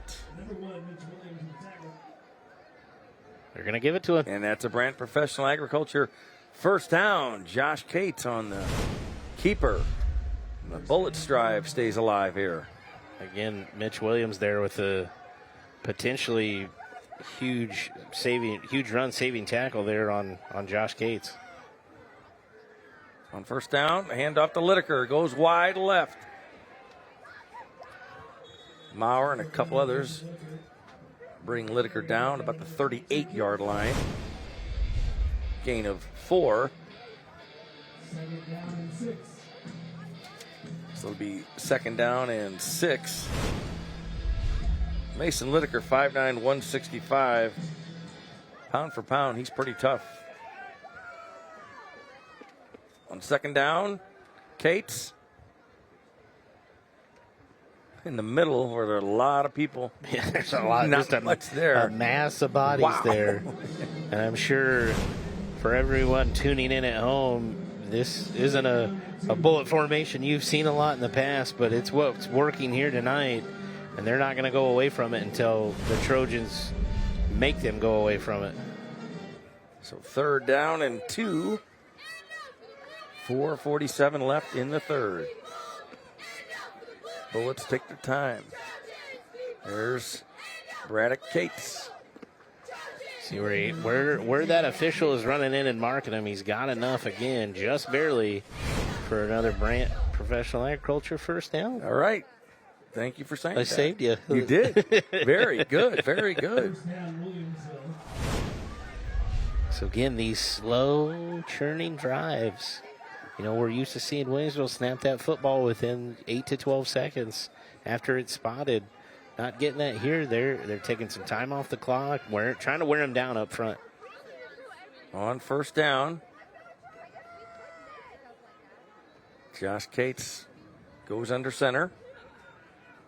Hand off to Braddock Cates, who's met pretty quickly at the line of scrimmage. Yeah, the tables have been reversed here a little bit in the second half so far because Maroa-Forsyth came out, boom, boom, boom, bang, bang, their plays, and Williams were very, very, very slow, methodical here. It's working, so why not? Why not do that? You've got the lead, you've got the ball, and like you said, you keep the Trojans' offense off the field as well. 2nd and 8 from the 46. Cates keeps it himself. Yep. Hit hard.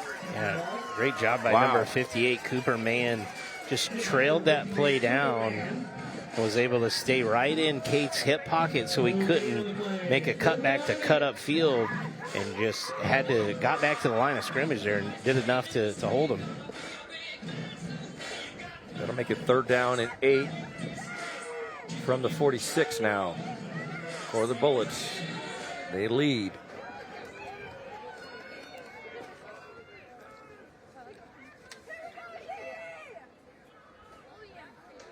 You're going to have to see the football go in the air here. And no, gives to his brother Cates. Oh, what a tackle there for a loss. How about that, Adam? That was one of the best plays we've seen tonight on defense. Take a look at the replay. Literally a shoestring tackle there, just held on. Jalen Kaser right there with the tackle. Wow, that was a good play. So now it's 4th and 12 for the Bullets. And you're going to make them punt, barring a big surprise here. It's the 2nd time they've punted here all night. High snap. Gets the punt off, line drive. And a good punt there, out of bounds at the 18-yard line. We're going to take a quick timeout. You're watching SEPCU Friday Night Rivals here on CW23. Back with more from Maroa in just a minute.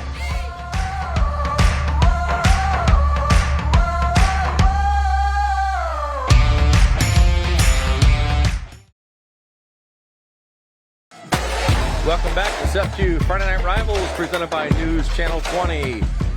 Paul Wapple alongside Adam Anderson, A.J. Gersh on the sidelines tonight, keeping us informed of what's going on. And this has been a really, really good ball game. 2:13 left in the third quarter, 14-11.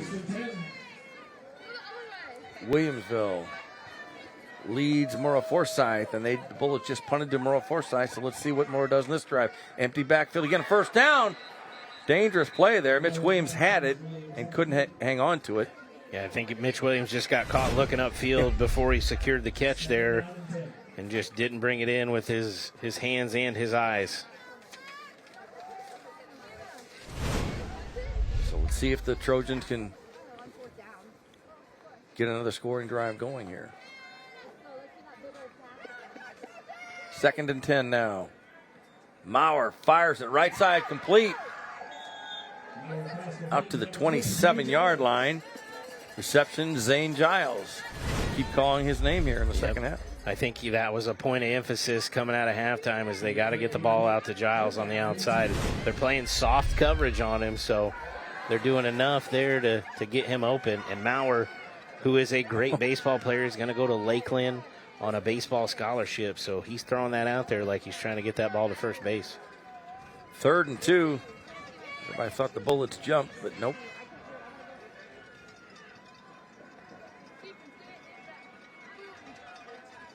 Maurer going to keep it himself. Left side.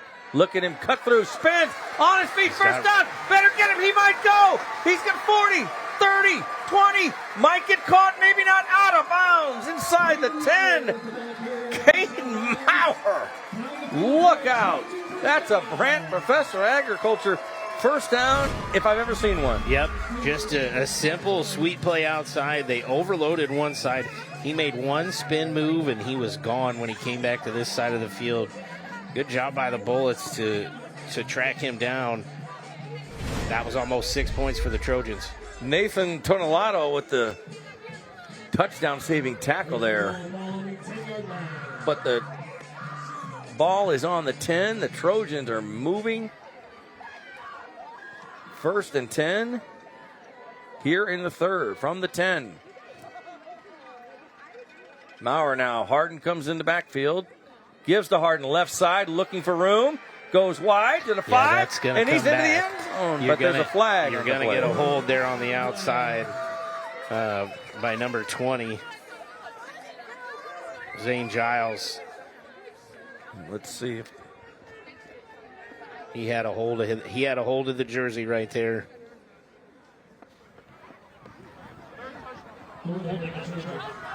So that is the call. Holding against the offense. 10 yards from the spot of the foul. Still first down. The Trojan faithful not happy about that call. Of course not. But if you look at, that's the 3rd touchdown tonight that they've had taken off the board due to a holding penalty. 2 in the first quarter, wasn't it? Yeah, two in their first drive, and then 1 right here. But it was a clear holding penalty. I could see it while the play was developing up here in the booth. When those plays get strung out and your skill guys start to get away from each other, you gotta let go. First down and 20 from the 20. Maurer keeps it himself, breaks the tackle, breaks another one, goes wide, gets almost half of it back. So now you've got a 2nd and goal. He's listed at 140 pounds, but good luck telling everybody from Williamsville that he's only 140 pounds. He's not easy to bring down just by yourself. He is just amazing, and we've seen him several times, and every time he does not disappoint. So 2nd and goal for Maurer. Caden Maurer. Legendary status in Maroa. I think you got one more play here before the end of the third quarter. On 2nd and goal, trips left. Maurer looks left. Complete to Williams. Inside the 10, 5. Extended the ball. And you're going to say, I think he stepped out at the 1. At the 1. Mitch Williams. So look at this. What a good play there. Yep, just fought off the tackle right there. Griffin Lyles was out there right on him, but I think his left foot just stepped out right as he extended that football. The Trojans had 1st and goal from the 20, Adam. They got 10. Now you're looking at 3rd and goal from the 1. Incredible.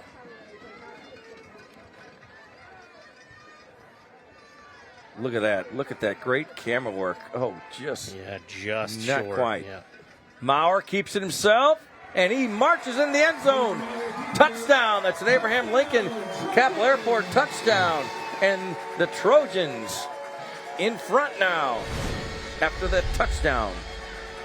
You know, I had a parent stop me at halftime as I went down and was checking out the sights and sounds of the Boyd Field here. Said, oh, well, we're a second-half team. We're a second-half team. And that seems to be the case. They've come out here in the second half and really punched the Williamsville Bullets right in the mouth. And Williamsville has yet to really respond. They've been a little shell-shocked, I think, with the quickness and delivery that Cade Maurer has come out and delivered the football around the field. Noah Luther attempts the extra point. Right down the middle. It is good. And Maroa-Forsyth takes the lead. 18-14 here late in the 3rd. Wow, we've got a good one. 3 weeks in a row, Adam. Some great games, and this one has not disappointed. No, I did expect more points on the board. I think we should have played the wind into the factor here tonight, but I thought it'd be a close game. I think we're going to be down to the wire here tonight. Just two really good football programs. I didn't think anybody would pull away from another. And I want to thank Antonio's Pizza for providing tonight's meal for the Friday Night Rivals crew. Anything goes at Antonio's. The pizza was warm and it was good again tonight. Thanks to Antonio's. Check them out. A final score: Rochester and Lincoln. Up in Lincoln, Rochester 55, Lincoln 0. So easier said than done to play against those Rockets. Yeah, they seem to be on another level around here in the area. So 6 seconds left in the 3rd quarter here, and Noah Luther will kick off for the Trojans. That front line of Williamsville better be on their toes too. Coach Joseph is known time or two to do a surprise onside. They kick it, and it bounces. This time out of bounds. Lideker let it go out of bounds. No. Flag comes out.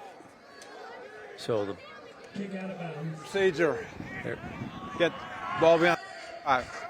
So the ball come out to the 35-yard line. Still have 6 seconds left here. Probably the last play of the 3rd quarter. Let's really be interesting to see how the Bullets respond here. Yeah, it was all Trojans here in this 3rd quarter.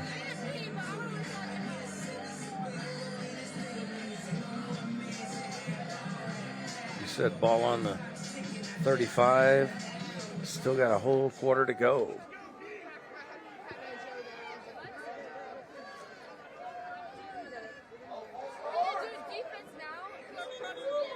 They wanted a false start. The Trojans did, and they're going to get it. Took them a little bit, didn't it? Yeah, But I don't know if he was trying to find the flag in his pocket here on the sideline or what was going on, but Dalton Root just got a little too jumpy right there. That's the 2nd or 3rd time that's happened. As an outside receiver, there's nothing more frustrating to see one of those guys jump off sides because they probably can't hear the count anyways. You just got to watch the football. Especially, it's loud out here tonight. So ball on the 30, 1st and 15 now for the Bullets. They start this drive. Keeps handoff. Fooled me, and a good run by Braddock Cates there to end the 3rd quarter. So, and after 3 quarters, take a look at the scoring summary. Brought to you by Academy Sports and Outdoors. Score after 3 quarters. Maroa-Forsyth 18, the Williamsville Bullets 14. And Academy Sports and Outdoors opening in Springfield this November. We'll take a break. Back with more from Maroa in just a minute.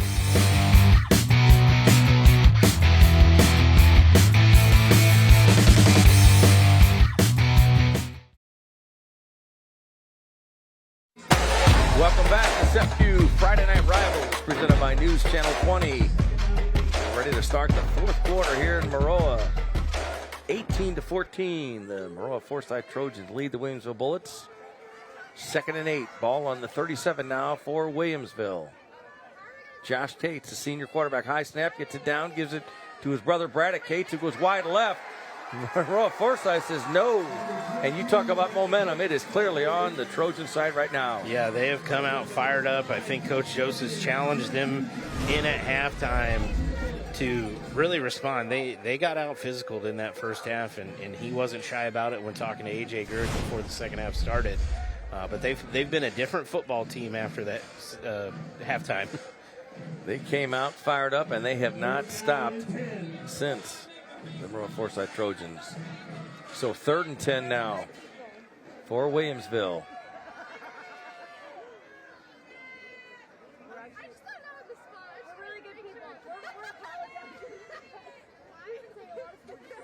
Looking for a throw here. Yes. Cates, incomplete, hit hard. Thought it might work, but slant didn't work. Carson Kohler, the intended receiver. That was Caden Maurer who came in to break that one up. Got there at the perfect time to break that pass up. So 4th and 10. Punt situation for Williamsville.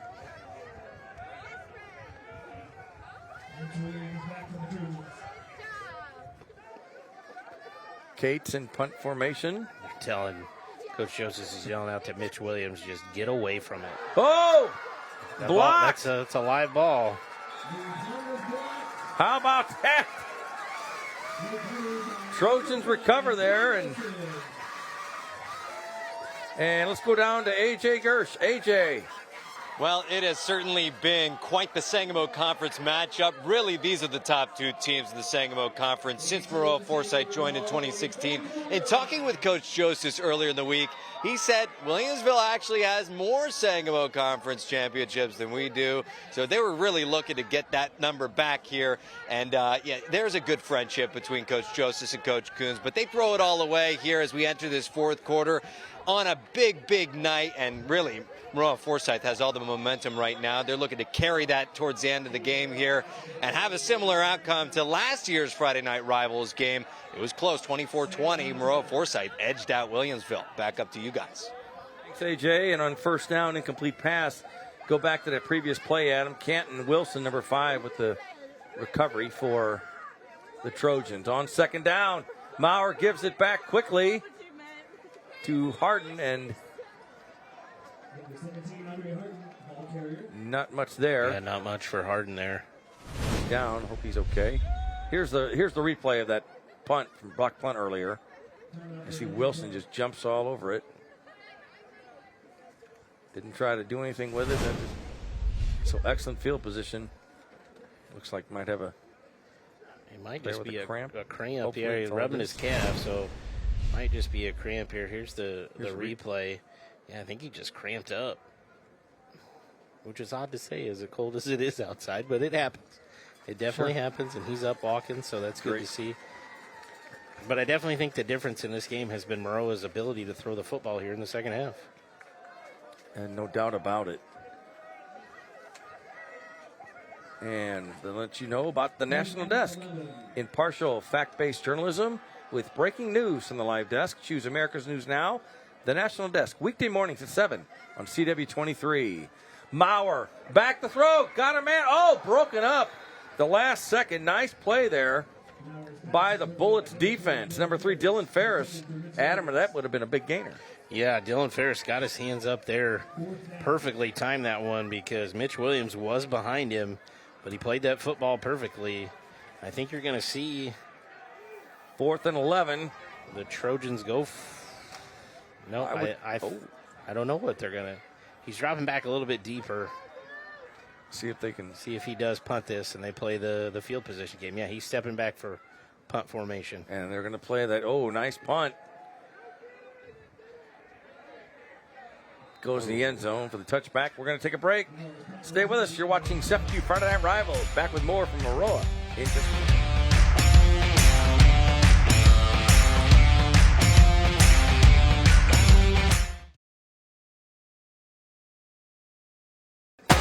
Welcome back to SFQ Friday Night Rivals, presented by News Channel 20.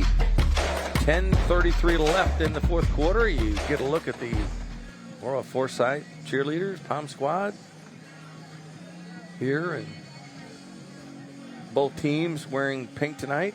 Breast Cancer Awareness Month, October. Great to see that support. So, 1st and 10 from the 20 is where the Bullets will start this drive, trailing 18-14. See if the Bullets offense can get back in stride here. Keeps it himself, does Josh Cates. Did not fool anybody. In fact, the loss of a couple, I think, on the play. Again, the Maroa-Forsyth Trojans are winning the battle up front after not being dominated, but being pushed around a little bit in that first half. It's been a different front line for the Trojans. It really has. And we've talked, and people, it's no secret, obviously Maroa-Forsyth, a lot of players back. Their line, both lines are solid, a lot of experience there. 2nd and 11. And they're going to jump again. Ball start on the offense, number 54. 5-yard penalty, still 2nd down. That's Carson Badia Jr. He's played a lot of football for the Bullets. No offensive coordinator, Coach Smith, has got to be beside himself. It seems on those formation changes where they're trying to flip from one strong side of the field to the other, seems to be when they're getting to be jumping off sides. Definitely some frustration there on the Williamsville sideline. 2nd down and 16 now. High snap. Cates looks to throw. Fires deep. Throws it way up in the air. And are we going to see a flag? Yeah. We do. I think that's going to be interference. That backhand of LeBryant flag came down on Fletcher Gadden's shoulder, and whether it was just resting there or not, everybody on this side of the field saw it. That ball just hung up there. But as you can see, that as that left field's pushing down, number 3. That's going to be a penalty every time. 15 yards from a previous spot. So 15 yards and a first down. It's an unfortunate break for Maroa and a fortunate break for the Williamsville Bullets. It is a Brant Professional Agriculture first down after the penalty. So big break there for the Bullets. Oh, I guess it's. Oh, they did not give it. Okay, so it's at the. They had 16 to go. Wasn't sure if you marked. Okay, so not a first down. 2nd and 1. Josh Cates goes under center, hands off. Lideker got the first down and a little bit more. So now it's a Brant Professional Agriculture first down. Lideker sometimes is, I think, the Bullets' secret weapon a little bit. Yeah, he's got some speed. He's mostly known as a receiver, but he's starting to be a really good running back option for the Bullets. 9:17 here in the fourth. Cates under center again. Gives to Lideker. Nothing doing. Yeah, great job up front by Cooper Mann. Check that, Braddock Cates with a carry. He took on Mason Lideker right there, and then fought him off to make that tackle. That looked Dick Butkus-esque right there. Just tackle everybody that comes near you. It's one way to do it, right? So 2nd down and 10. Josh Cates getting the play in.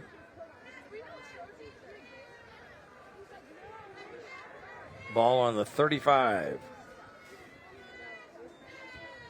Keeps it himself, does Cates. Josh Cates rolling, looking. He's going to run it. He does. Ducks his head down and out of bounds. Let's see if they spotted about the 42-yard line. He had his brother Braddock Cates open right there, and he decided not to throw it and came down with it. There's only 2 men in that route, so either you got to deliver it early or you got to just take off and run, and Josh Cates thought running was the best option. So he went out of bounds at the 40, so it's 3rd and 5 now for Josh Cates and the Bullets. This is a huge play here in this football game. What will the Bullets do on 3rd and 5? They give it to Lideker. Not a chance there.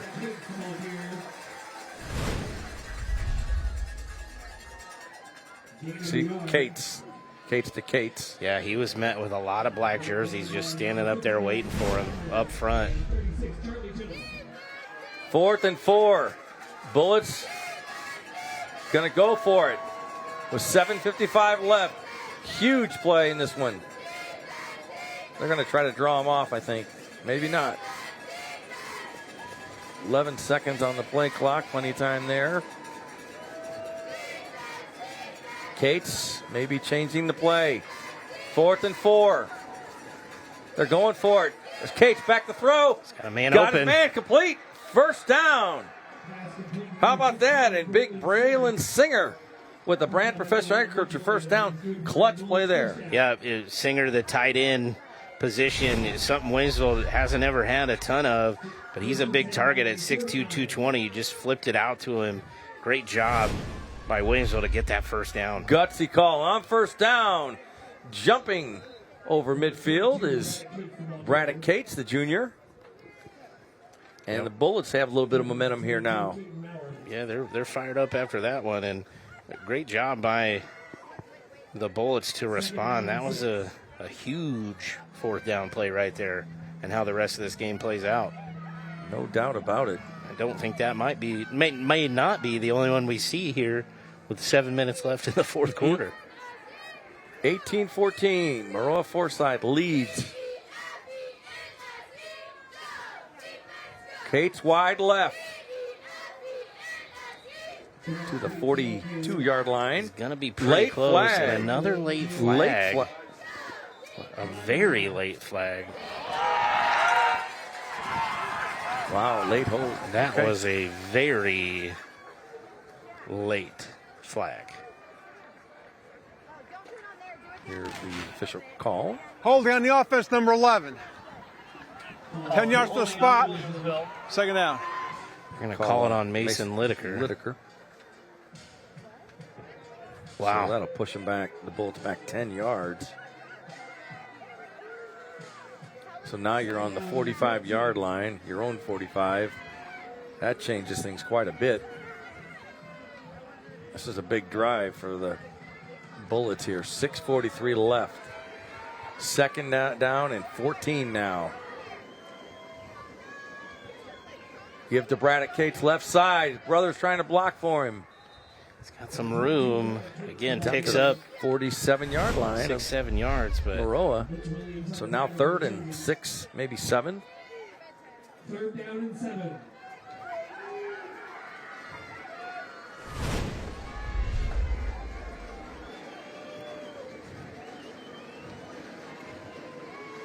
From the 48-yard line.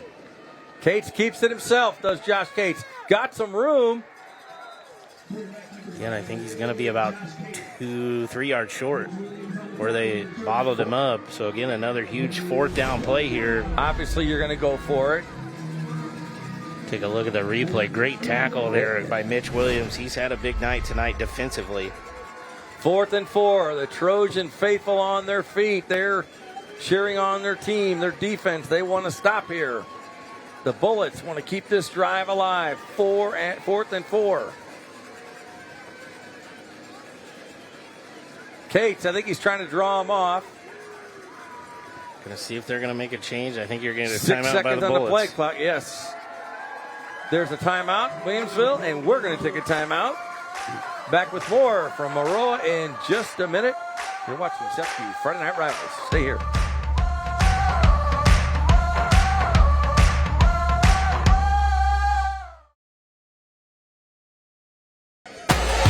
Welcome back to SFQ Friday Night Rivals, presented by News Channel 20. 5:23 left in this game. Should I say regulation, just in case? Yeah. Because we had an overtime game, as everybody knows, or you know, earlier, Williamsville and Nathan. So 4th and 4 from the 45 for the Bullets. They trail 18-14. On 4th down, Braddock Cates. He's got He's enough. got the first down down the sidelines. He might go. No, he is stopped, but he's got the first down, and he's inside the 20. Brand Professor Agriculture first down. What a run on 4th down for Braddock Cates. What a run. Great vision. Great moves there from Cates to get the first down, and Caden Maurer saves a touchdown-saving tackle right there down the sideline. From the 17 now, 1st and 10. Cates keeps it himself. Josh got Cates, some room. He's going to go in there inside the 5 to the 2. Whoa. Josh Cates. The Cates brothers, back-to-back big plays there for the Williamsville Bullets. And that's a Brand Professional Agriculture first down, Adam. 1st and goal, Williamsville. Yep, and again, I bet you see a little bit more methodical, maybe bleed to a little bit more time off this clock before you give the ball back to Caden Maurer and the Trojan offense, who have been on fire here in the second half. Williamsville used that timeout. Boy, that was a timeout well spent, was it not? Yeah, absolutely. So 1st and goal for Williamsville. Lideker, left side. It's going to be down about the half-yard line right there. Just short. So 2nd and goal. And like you said now, take your time if you're Williamsville. Run some clock. Yep. I honestly, the next play here would be, if you're in that formation, just turn around and hand it to number 9, Colin Burge, listed at 5'9", 210 fullback. Just try to push it right up in there. And he is in. And we saw him earlier. He was tough in the first half. And at 8 seconds left on the play clock. Lideker. He's in easily. Touchdown, Williamsville. Bullets take the lead. That's an Abraham Lincoln Capital Airport touchdown for the Bullets. This is a huge extra point into the wind here. Make it a 3-point ball game. And we've seen Will Zinn has a good leg on him. So let's see if he can get this one in. Because we've also seen Noah Luther put it through the uprights as well for field goals. Caden Matson, 15, will be the holder. And the extra point attempt by Zinn is up. And it is good. I wasn't sure. I think it might have hit. Did it hit the post? Good. It might have. The officials are, I think, chuckling a little bit. So 21-18, a huge extra point. Williamsville takes the lead here with 3:45 left in the 4th. And right now, good time to check in with the SEFCU Smile Cam. There you see a lot of pink tonight. Pink and purple and blue and a lot of colors tonight. A lot of people bundled up. A lot of red, rosy cheeks tonight. Yes, yes. I used my chapstick earlier tonight. First time in a long time. Real men wear pink. All right. Gotta love that. So 3:45 left, Adam. Williamsville takes the lead. As you take a look at the SEFCU Smile Cam. Wow, we got a lot of good football left here. So 3 timeouts, 3:45 left on the clock. That's a lifetime left in this football game if you're Maroa-Forsyth. Indeed it is. And Maroa-Forsyth, the top-ranked team. And Williamsville ranked 6th in 3A. Yep, Maroa top-ranked team in 2A. This feels like a quarterfinal, semifinal playoff game. It does. The atmosphere, the temperature. Yeah, it all does. You've got 2 teams leaving it all out there here tonight, and it's also about just winning the conference. And Maroa has not won back-to-back games against Williamsville since they've joined the Sangamon Conference. They've had some good games. We talked about that in the previous show. A few lopsided ones, but most of them have not been. And this is a important kick. And Charles Ibbotson will do the kick. And they squib it, keep it on the ground. And the Trojans covered up at the 33-yard line, so no return on this one. And the crowd starting to get fired up. They want to fire up that Trojan offense for a score. It may come down, Adam, to a field goal attempt in this one to try to tie it. Who knows? And then that wind, as we've talked about all night, certainly could be a factor. We will see. Like you said, 3 timeouts left for Maroa-Forsyth. Plenty of time, 3:44. But we are in the 4th quarter. So on 1st and 10, Caden Maurer, low snap, going to keep it himself. Looks like he might. He is keeping it. Oh! Great job by number 7, Carson Kohler, to stretch that field out. I was interested to see how they came out. Andre Harden had the cramp. I think he got another one playing defense on that last drive. He was out there on that play, but just as a kind of decoy and a blocking back. Let's see how effective he is here on this drive. Loss of 2, 2nd and 2. Maurer to Mitch Williams. The timing got messed up there. Williams trying to find some room. He did a good job to do what he did there. Could have been thrown for a loss. You know, Harden, but not much. Harden runs into Maurer right there, right as he's delivered. They're lucky that nothing bad happened, but good job by Mitch Williams just to get another yard. The Bullet sideline is fired up right now. You can go ahead and say it, Adam. A big 3rd down, right? Third down. and 11. There goes Harden in motion. Maurer looking to throw. Goes right to Harden, who's wide open. Overthrew him. Oh, Maurer's going to kick himself. He had him. Put a little too much on that, maybe unless the wind got it, but.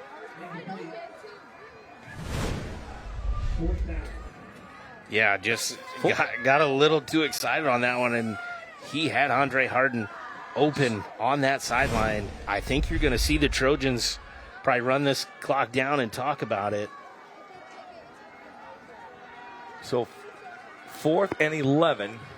What are you going to do? You've got 3 timeouts. Can you stop Williamsville? And the clock enough. So 2:39. It sure looks like the Trojans are going to go for it. The Bullets think they're going for it. Here we go. This is a huge play. Harden in motion. They're going to go for the same play. No. Maurer goes deep down the sideline. Complete. First down inside the 40 of Williamsville. Mitch Williams, a huge catch, and a Brant professional agriculture first down. You know, and Dylan Ferris just fell down, too, on this play.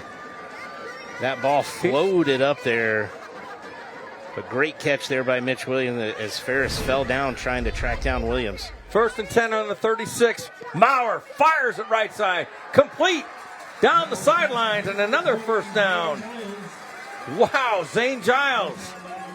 To Brant Professional Agriculture first down. And, boy, the Williamsville Bullets, I wonder if they're going to call a timeout here. Maybe not. Yeah, I don't know how they were lined up. Marching. Yeah, I don't think they were lined up properly on that last play because there was nobody out there covering Zane Giles, and he was able to pick up 7-8 yards before he was pushed out of bounds. And we talked about it could come down to a Noah Luther field goal attempt. We'll see. 2:18 to go. Maurer looks left, throws left to Williams. Another big catch. Boy, he's tough to bring down. They get him out of bounds, but not before they move the chains. It's another Brant Professional Agriculture first down. And he got out of bounds, too, so that will stop the clock. Which is good for Williamsville. I think you're going to get a timeout here by Williamsville. They got to settle down. I know they're upset that they gave up that big 4th down play, but they've got to settle themselves right now. You're still in the lead. They still have Maroa-Forsyth outside of the red zone right now. But it's going to be exciting. It is exciting. Incredible. I'm just, wow, 3 weeks in a row. 3 great games. And Zane Giles has been huge in this second half, Adam. Yep. Mitch Williams has had a good game all night. You know, they saw something. Maurer trusted Mitch Williams on that one-on-one to get that 4th and 11. That was a huge throw by the senior to trust your guy out there. I want to remind you to watch Inside the NFL Tuesday at 7 on CW23. A recap of the exciting action, including previously unseen footage from the sidelines. That's Inside the NFL with Jay Cutler, Tuesdays on CW23. Oh, wow. 2:12 left. We'll reset it for you in case you just joined us. 2:12 left. You can see the Trojans have all 3 timeouts. Williamsville with 1. Maroa-Forsyth, more importantly, has the ball on the Bullets' 18-yard line. And on first down, Maurer, empty backfield, keeps himself up the middle, spins around, gets down to the 15-yard line. 2nd and 7. He's got to take care and tuck that football away. He was holding that one out there. He did fumble earlier this game and was able to get it back, but he's got to take care of that football. 1:50 clock running. 2nd and 7. Ball on the 15. Maurer looks right, got a man, complete, Giles. He's going to have enough for a first down. And that's a Brand Professor Agriculture first down, and a huge first down. Great move right there by Giles. 6'1", 179. He looks taller than that. He's playing big tonight.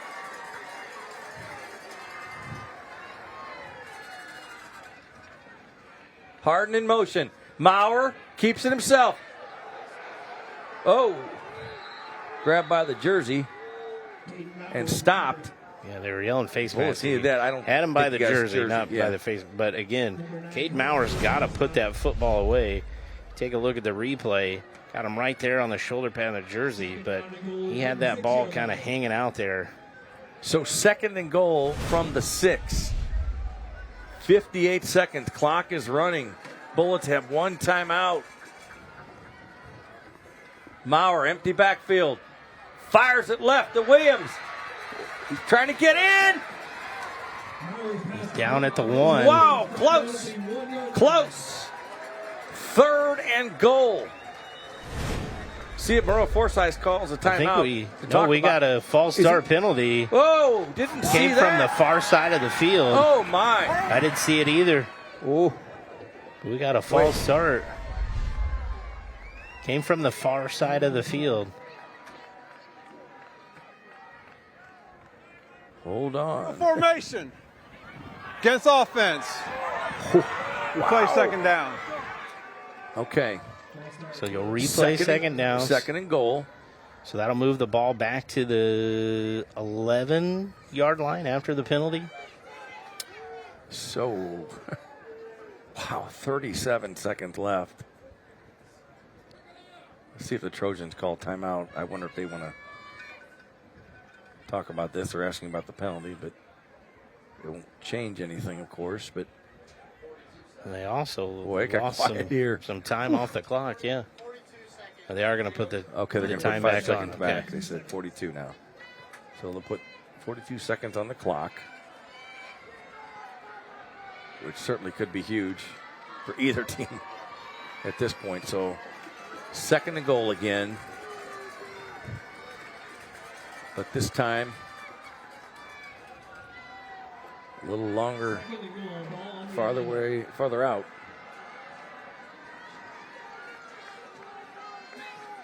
Again, the Trojans have 3 timeouts. 2nd and goal from the 11. Maurer. Short pass, incomplete. Went to the big guy, the junior Grant Smith, couldn't hang on to it. Wasn't an easy pass to catch. Does stop the clock with 40 seconds. Just tried to flip it out to him. He didn't have a clear path to see that football come out of his hand. So I think he had trouble tracking it. Grant Smith did. This is a 3rd and 11 ball. I mean, the 40 seconds is one thing, but now you're looking at 3rd down. And 3rd and goal from the 3rd and 11. goal. It might come down to a field goal. Let's see. Whew. Maurer from the gun. Looks to throw, looks left.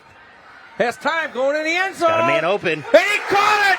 Grant Smith, the big junior, caught it. Touchdown. Maroa-Forsyth takes the lead with 34 seconds left. That's an Abraham Lincoln Kepler Airport touchdown. Grant Smith broke open late on the back side of that end zone, and it just looked like the Bullets kind of forgot he was back there. He came open late. Great throw by Maurer just to hang in there and deliver that football. Just a backbreaker there for Williamsville. 6'4", 204, and boy, that height and speed came in handy there. Now the extra point attempt, this is huge as well, because right now you're only down 3 for Williamsville. It could be 4. So let's see the point after attempt here. Noah Luther, he is a good one. Good snap, kick is up, and it is good, and that's huge. 25-21, Maroa-Forsyth with 34 seconds left at him, and the Bullets have 1 timeout left and 34 seconds to to get a touchdown. Yep, and they're going into the wind, too, as well, so that's going to play against them. Let's see what Coach Coons can dial up here. And let's see an all-important kickoff. Here's that touchdown. Maurer had a lot of time. Had plenty of time and just came in through the back of the end zone. You can see Smith just broke out late. 3 Bullet defenders, I think, just kind of forgot he was there. And as he broke out, Maurer delivered a perfect strikeout to him. Ooh, wow. So, obviously, a huge kickoff, Adam. Let's see how the Trojans play this. I would think they want to push Williamsville back deep, wouldn't you? Oh, yeah. I mean, you've only if got I'm 34 Coach seconds Joseph, left. I'm telling Noah Luther to kick this out of the stadium and put it off the scoreboard if you can. But I want you to kick this ball as far as humanly possible, so make the Bullets go 80 yards without even having a chance to return it. Because Mason Lideker's return kicks for a touchdown this year. Set a record, yes. We know Braddock Cates can do it too with what he's done offensively tonight. Lideker and Braddock Cates are your deep men for Williamsville.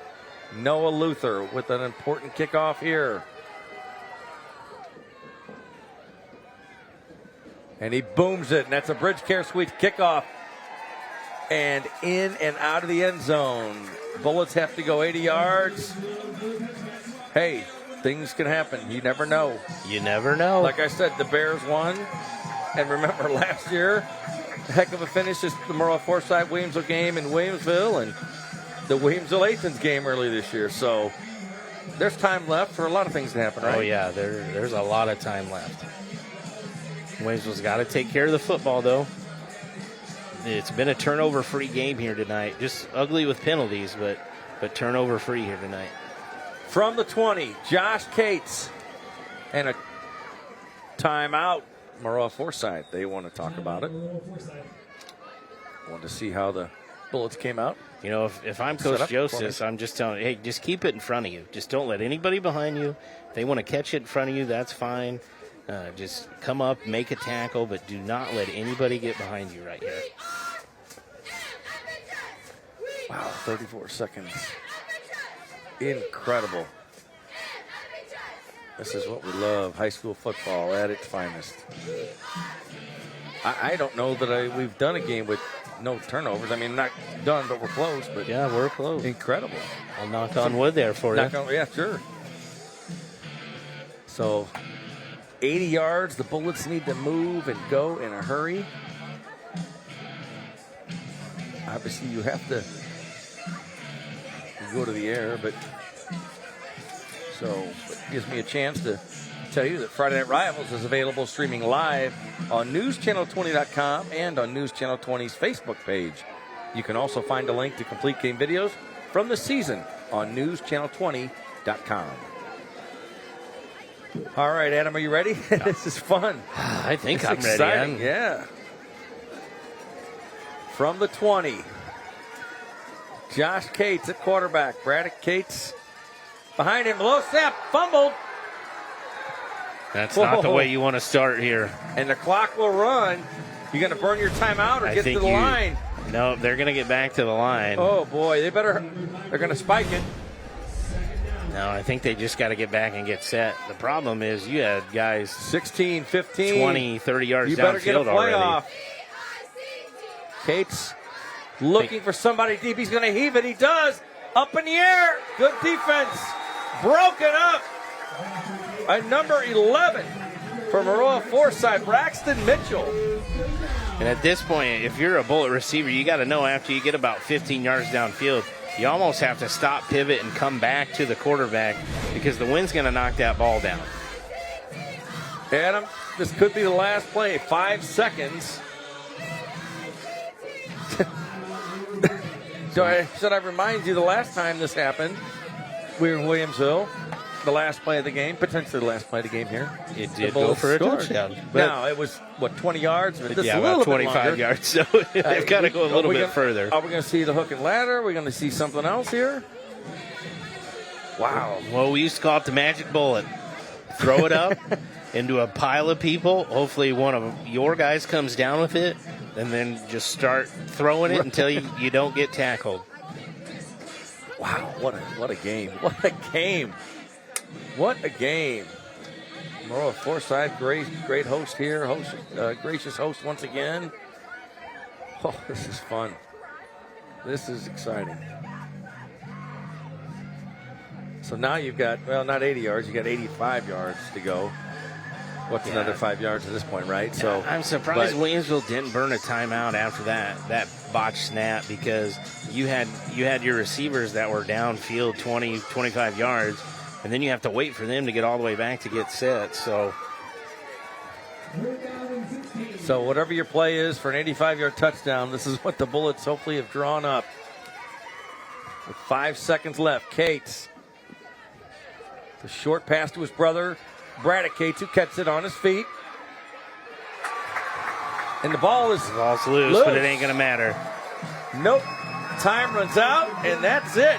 Maroa-Forsyth with a comeback. They stay perfect. They move to 7-0. They beat Williamsville 25-21 in a thriller in Maroa. And boy, the Trojans are excited, and why not? What a game, Adam Anderson. Yeah, just an unbelievable finish here. Two great teams. Shout out to Maroa-Forsyth. They really responded in the second half. They sure did, and Adam, we're going to have to pick a player of the game, too. That won't be easy, but right now we look at the Academy Sports and Outdoors scoring summary. Academy Sports and Outdoors, opening in Springfield this November, and you see the score, 25-21. Maroa-Forsyth, the home team, rallies. They come back to beat Williamsville in a Sangamo thriller. We're going to take a timeout. Back with the post-game report in just a minute. You're watching SEFCU Friday Night Rivals. Stay with us.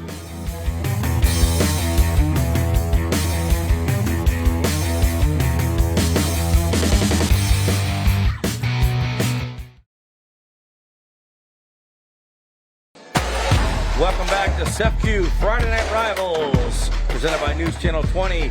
Paul Wappel, Adam Anderson, AJ Gersh. We're in Maroa, where the Maroa-Forsyth Trojans have just defeated the Williamsville Bullets. The Trojans move to 7-0. Williamsville falls to 5-2. And right now, we're going to take a look at tonight's drive of the game, brought to you by Insurance King. Drive of the game is going to be this last scoring drive here by Maroa-Forsyth. Didn't move the ball much.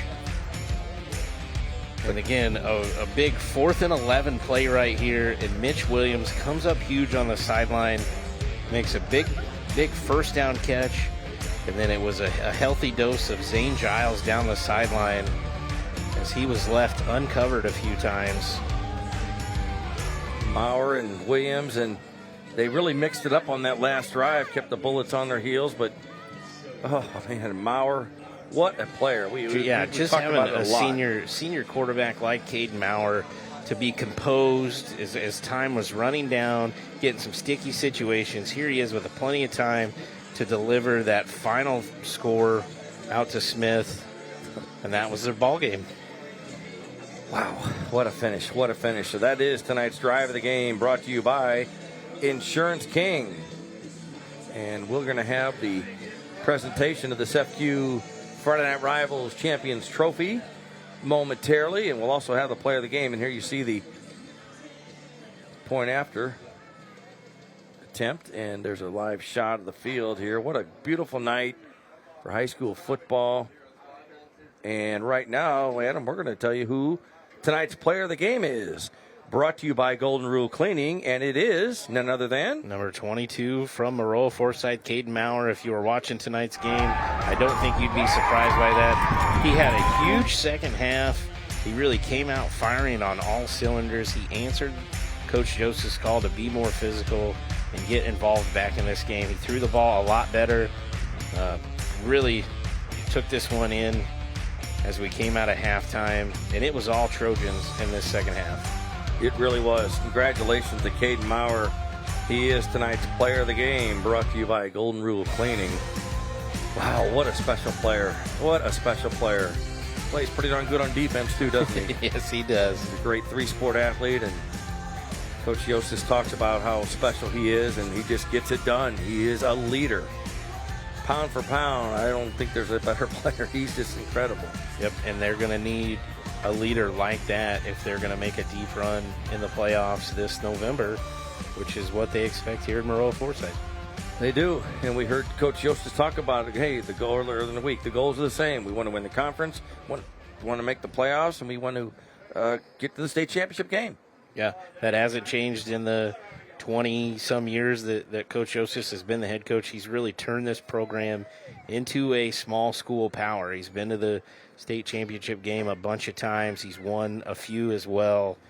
He's one of the best downstate coaches, and you saw here tonight. He really challenged his team, and they came out, they responded, and this is a huge win. They hadn't won back-to-back games against Williamsville since they've joined the Sangamo Conference. They've now done that 2 years in a row with 4-point victories over the Williamsville Bullets. Back-to-back years and back-to-back thrillers, and the Trojans stay perfect. Ranked number 1 in Class 2A, and we saw why tonight. Williamsville falls to 5-2. Yep, and there's no moral victories in losing. You can learn a lot by yourself. I do think Williamsville will learn some things, but I think they played very well. They don't have a whole lot to hang their head about. They just came up short on the scoreboard here tonight. Turnovers, no turnovers. Yeah, turnover-free. It was ugly with penalties, but turnover-free football, and they played great. Let's go down to A.J. Gersh. A.J., take it away. All right, the Trojans 2 for 2 this season on Friday Night Rivals. How's it feel, fellas? All right, and I'm here to present our Golden Rule Player of the Game to none other than number 22, the man at the helm, Caden Maurer. Congratulations. A slow start, you came out firing the second half. What changed? We just met in the locker room. We talked it all over. We all got on the same page, and we came out on fire. And, Coach, a tough Sangamo Conference game. It's always, as you were saying earlier in the week, a hard-fought matchup against Williamsville. What's a game like this mean for a team like this heading into a postseason run? Well, we have bigger goals than winning a conference championship, but it is a goal, and you got to beat Williamsville to win a Sangamo Conference championship, so that puts us on the right path. Obviously, we still have 2 big games left to do that. My hat's off to my kids. They're a player-led team. They've got big goals, and this was all on them. My coaching staff does a great job, and hats off to Williamsville. Their kids play their butts off, man. They gave us all we wanted. Yeah, fantastic game. Comeback victory for the Trojans. I'm going to hand you guys the SEFCU Champions Trophy and get out of the way for you guys to celebrate. Congratulations.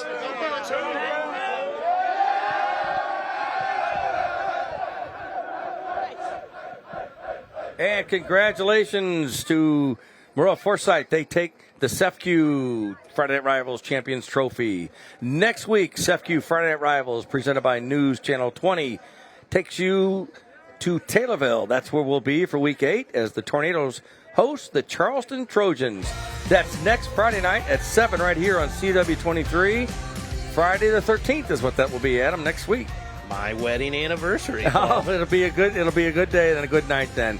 Hey, thank you for watching. It was a lot of fun for A.J. Gersh, Adam Anderson, the entire SEFCU Friday Night Rivals crew. It was a lot of fun, and we thank you for watching and ask you to hopefully tune in next week. That's it from Maroa. Good night.